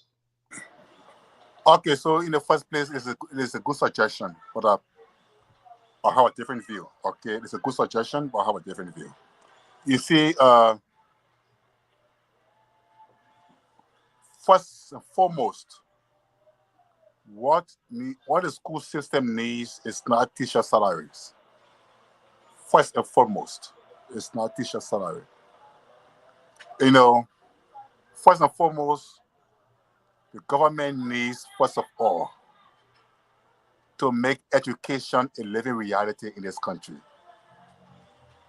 First of all, let the government endeavor to improve, okay, because the facilities, the environment, all got impact. You get teacher $1,000 US to be teaching, and they call it the student will not learn with the kind of deplorable state of facilities the student learn on. So first of all, the government should endeavor to improve every school facility across the country to state-of-the-art, modern. Let the children learn on air condition, learn on a fan, let them walk on tile, let them open sliding windows and let fresh air blow into them. Colombo brakes, sitting on brakes, and they call it raw flow, all that stuff when you fall down and you want to break your leg, those things. So here's the thing.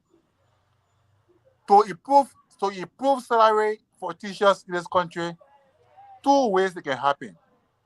1, leave the issue of salary to the counties or to the education system. In fact, if I should buy from the president, if I should buy from Donald Trump's idea, if I should buy from his executive order, to shut down what they call the Department of Education, if I should buy from that, if I should borrow from that idea, and I would say we don't even need the government of Liberia to be paying teachers. when you work in a school, when you apply in a school to work there as a teacher, let the school pay you. And the more facility the school has, the more programs the school has, the more conduciveness of the campuses or the environment or the facilities, the more money the school will raise, and they will pay teachers adequately in everywhere. So you go to Lofa, you make money there. You go to Sinoe, you make money there. You make money there. All right, parents. When government creates jobs for parents and they are working, they will pay their children fees. All right, when the economy is good, when parents are working, they will pay their children fees. Now you that over there, you got a couple of children, all right, because you're working. Someone that in Teah, the ones that's in Teah, you could pay someone up to $900 per week for Teah, for a child. When parents are working and making good money, teacher will get adequately paid.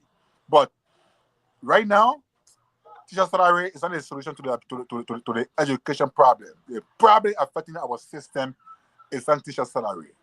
Yeah, that's what I want to say. All right, so yes, my thought on that. I think the lawmaker, maybe he has it in the bill.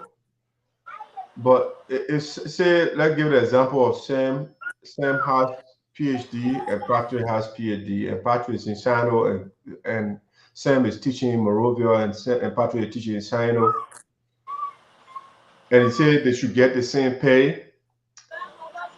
One variable that is missing is experience, because people can have similar degree, but they don't have similar experience, So somebody with experience, that was sometimes when you graduate from medical school or whatever school you go to, you have to go somewhere to learn under somebody with experience, so they can teach you, because what you learn in the classroom is not always the case at the place of employment. A different thing, So you cannot say because people have similar education levels, so you have similar pay.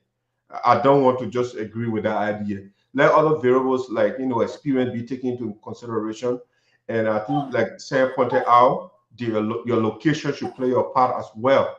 Because if you're living in interior, or let you say you're in Monrovia, you're making a sacrifice to go in the interior, you should have some incentive for going that far, leaving your family in the city to go that far. So there are other things that the lawmakers got to take into consideration, factor like that. Because if you do that, if you say people teaching in the interior should get more pay, it will make the interior to be attractive. People will want to go serve there, right? That way, the students that are there will have qualified teachers coming there to teach because they are getting more pay, right? But if you just say, what, everybody should get the same pay. I mean, $1,000. Somebody in Monrovia getting $1,000, and somebody in the interior getting $1,000. I mean, I don't think it would be fair. Taking other variables into consideration, like already pointed out. So, I mean, there are other things I could say, but because of time, God, we got to call it a day and have other things to do as well. So, Sam, give your closing thought, and then we'll call it a day because you want to speak to Greenville, that the topic, and you can use it as a closing thought. And Sam, Patrick can give a thought, and we'll move on from there. Sam, our closing point here is, I think, my closing point here is that, Patrick, we have to look at things from the domain political standpoint. Seeing that, I'm taking it from the argument that been put by the representative, and I will end it to what just happened at the put that in Greenville. I will come to that. But if you look at the case of Liberia was built on Christian principles due to the religious education in schools and the influence of American colonizers who introduced Christianity in 1821. So if you read a portion of our history, it tells you that yes, indeed, this country was built on Christian principle. Over 85% or Liberians identify as Christians. So an attempt to come out to say, yes, we must change it, do this, it will be a serious contradiction on which and how this country was built on. So that lawmaker, I don't know, because Patrick said it from what I heard from him. So if that lawmaker is saying it, then meaning that he's not in the interest of the people. And these are people that we elect to represent us at the legislature. But when they go there, they say different things, they do different things because they get, they get what they want to get at the expense of their own people. So these are things that we want to do to strengthen our democracy in this country. Two, the educational side, the last point. Yes, even though experience plays a part in every gathering, experience plays a part. But if you look at the judge, say, oh yeah, the person have experience more than me, so I'm gonna do this, and that means that all the years, all the time the person has spent in school or in training, meaning that everything will go in vain because it had to take me time before I even get get that experience. So you are you telling me that all the years I made in my training career or in my professional career, teaching, with the ranks and file in teaching, other thing, in studying, will it go that kind of way? We have to look at it. Even if you want to take you look at the ratio. The person should not be PhD holder in education, should not be making 5,000. Then you have the other you have the other person who have BSc or PhD. They make what less than 5,000. All because of what you have. You have experience. So these are things that we have to look at, and it needs to be amended. We have to amend that, revise and amend that, and look at it from a holistic and a logical point. So that we can these are things that strengthen our education system in the country.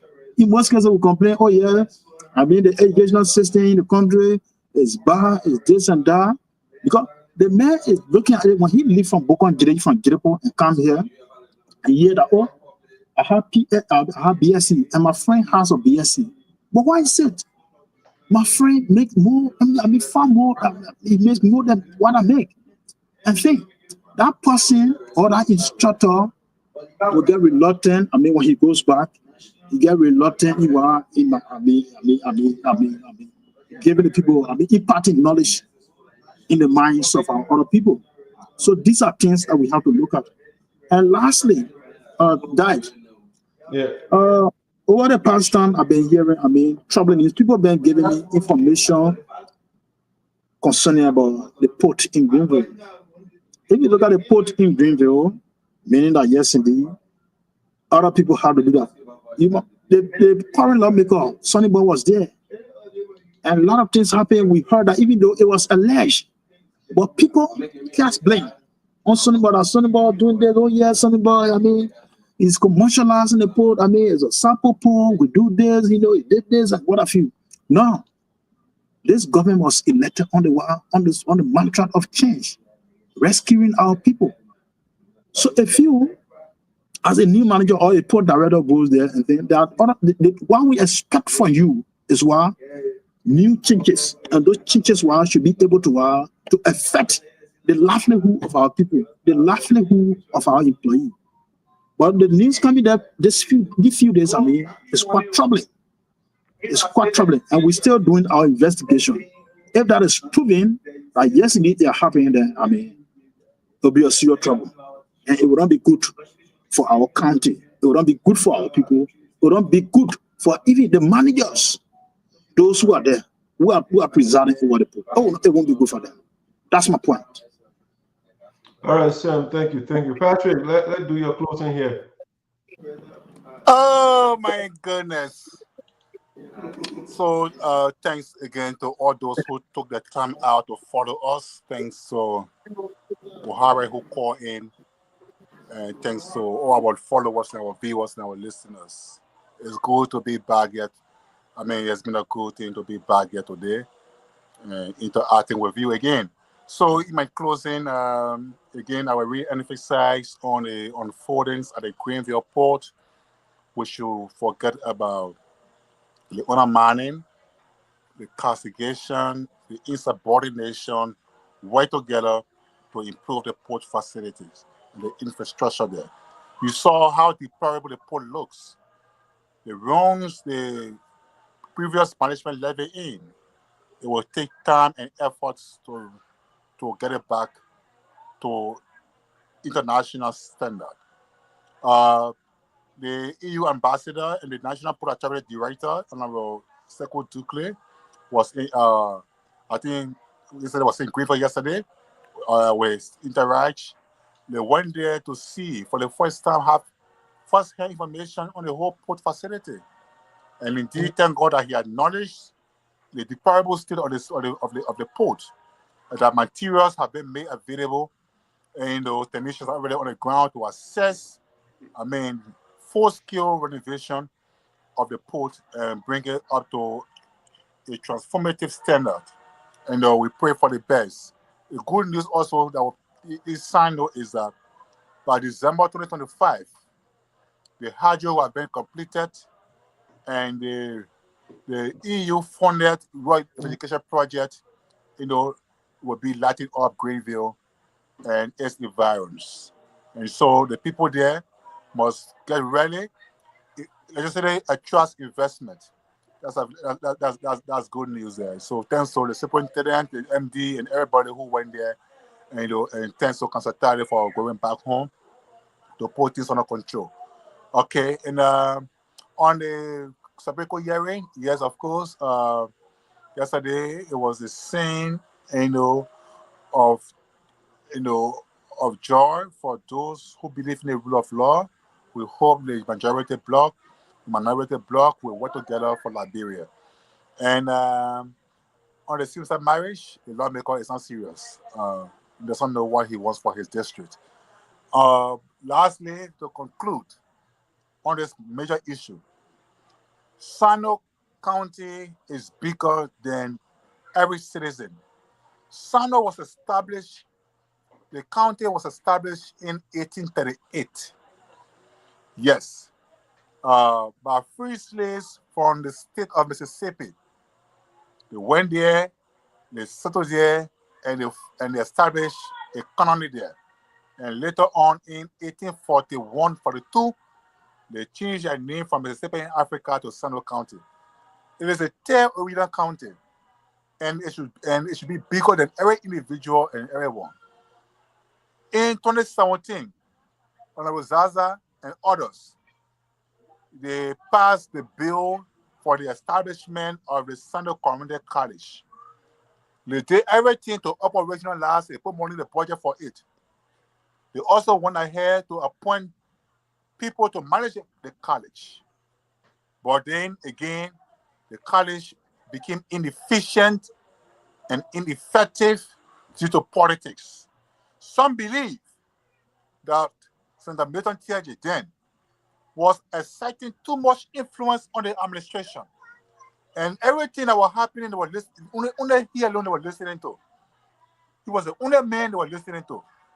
Yeah, he was here and there.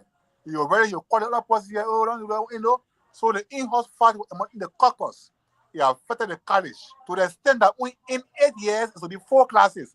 4 classes will come out in 8 years, but instead, only 2 classes came out in 8 years. Now the college has been revamped. New leadership has been appointed by the president, and everybody, bam.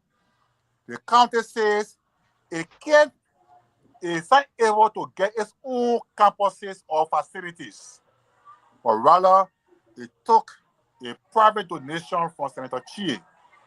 Graciously enough is good, benevolently is good, and patriotically it is good, but politically it is not expedient. Now, time will come again when people will say, "Oh, Senator Teah is using too much influence because he didn't want to get people bidding. Oh, he's doing this, he's doing that." And the efficiency and effectiveness of the college again will be undermined. The county leadership right now in the caucus must do something now to begin to erect the college's own structures, get a bus for the students. Or better still, go to BQ then. Renovate those buildings that are in BQ. They are very fine buildings, modern buildings. Renovate them, fix them. In fact, BQ will be the best campus ever for the community college. And there, forget it. It will be a place to see every time. I beg the administration of the college and the content leadership and the caucus to see reason to not really say, take into consideration a private donation. Sinoe should be bigger than any citizen, and Sinoe should be bigger than an individual or a political leader. Do it yourself. Let the county have its own facilities and not a private donation, which of course comes from a good heart. Thank you, ESOTERIC, for the time, and hope to be back next Thursday for another, exciting show. All right, let me do my closing. So, ladies and gentlemen, I want to say thanks to Patrick, Sam, Sarah.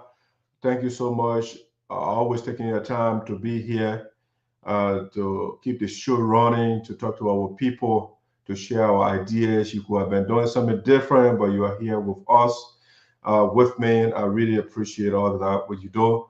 But in closing, we hope for the best. First of all, I should acknowledge that I like the fact that, Liberia, we are going through the law to solve our problems. Oh, that's a good thing.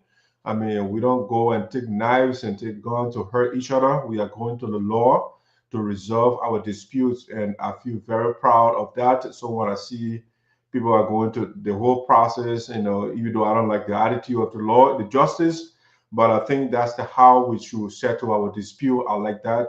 So when the verdict comes up, the ruling from the court, should we call it an opinion?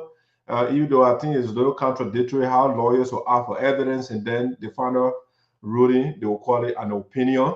When you carry your opinion in the court, then they don't want your opinion, but then they will issue opinion.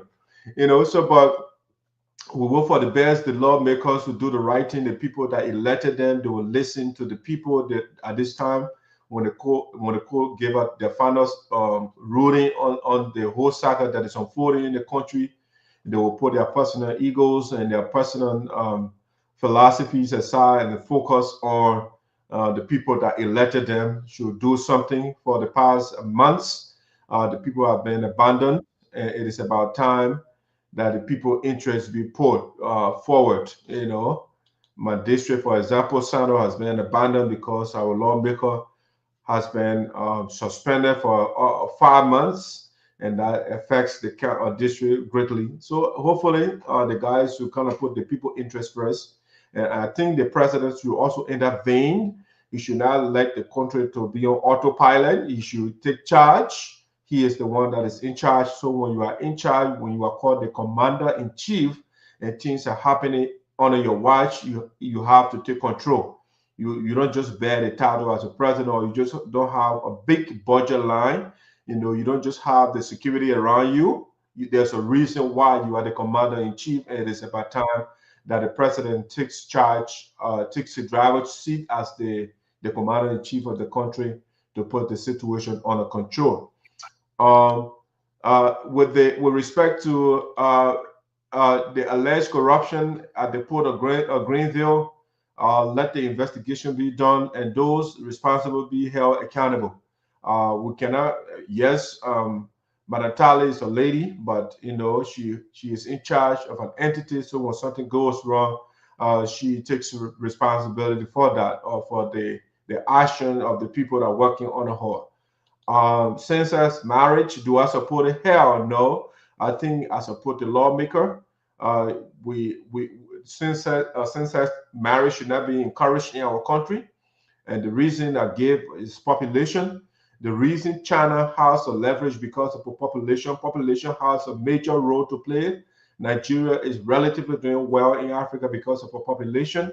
Because if you have more people and you have good leaders, you can put a tax system in place where people will pay their taxes and the resources will be spent, and that will help the country. And that's what exactly China is doing. Besides bringing foreign direct investment and other things, the people are paying taxes in China, and the government is responsible. And so they are investing massively in infrastructure development. They are building They are investing massively in technology, education, and do different things. So population has a role to play. So having gay marriage in the country, it doesn't help the population. And I'm against that. It also, I'm an African man, it's against my culture. My culture, we don't tolerate that, you know. So it's same-sex is a Western culture, and we don't need Western culture in our country.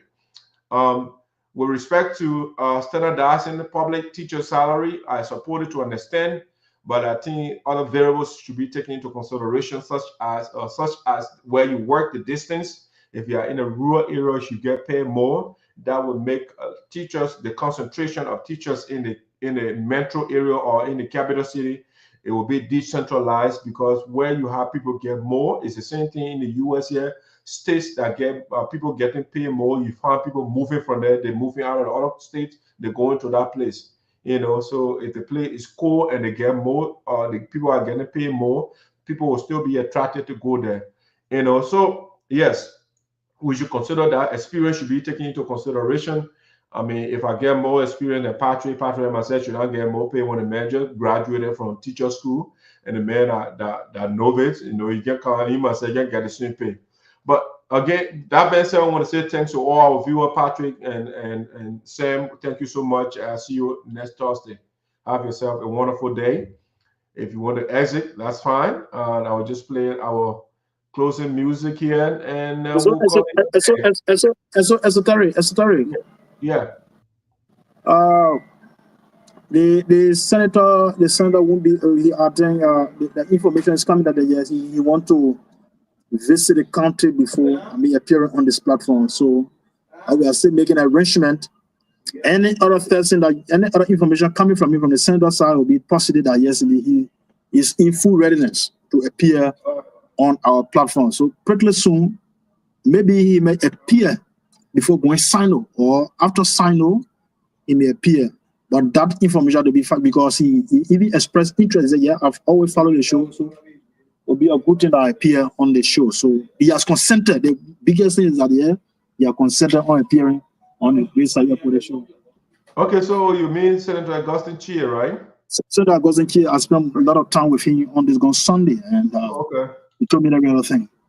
All right, so let's work on that and bring the senator on to talk to him and see what he's doing for us in the Capitol building. That would be a good move on your part. Really appreciate that. All right, thank you. Let's continue the engagement. Try to make effort as well and bring Quinton Duncan. At least we have Senator the Representative District number 2. Your man Samson. I think I took the picture down. Yeah, but even Samson wants to come on. He want to come out again. But I wish, of course, we have to do. We have to play host to the other people. We have Samson. So we are working behind.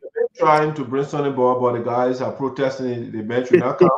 Hopefully the man will join us too. You will not get angry. Guess what, Sam? Just I think 2 days ago, my representative from my district where I'm living, the U.S. lawmaker, they call him Harris, right? Andy Harris is the representative, Republican guy, who is the representative for me, representing my area in Congress. I mean, they have this system where once you have your number, because everything here is computerized, right? So when you are in a particular district, I mean, when you vote, they got your personal details and all of that. So they have what they call telephone town hall, right? So once it's time for that call, the call can come to you. You pick on, you get on the line. So the other day we were on the town hall teleconference, over 10,000 people on the phone, and you press the button #3, you put in the line. If you have questions, then you go. So I'm just saying this, that I mean, the people, they engage their people, right? I don't agree with him, but the idea they make themselves available to talk to the people. And Sonny Boy Noah should not be afraid. He should not run away from me because I criticize him constructively. Yeah, I want him to do better. I want Senator Teah to do better as well. All I'm doing, I don't hate any of them. I don't hate.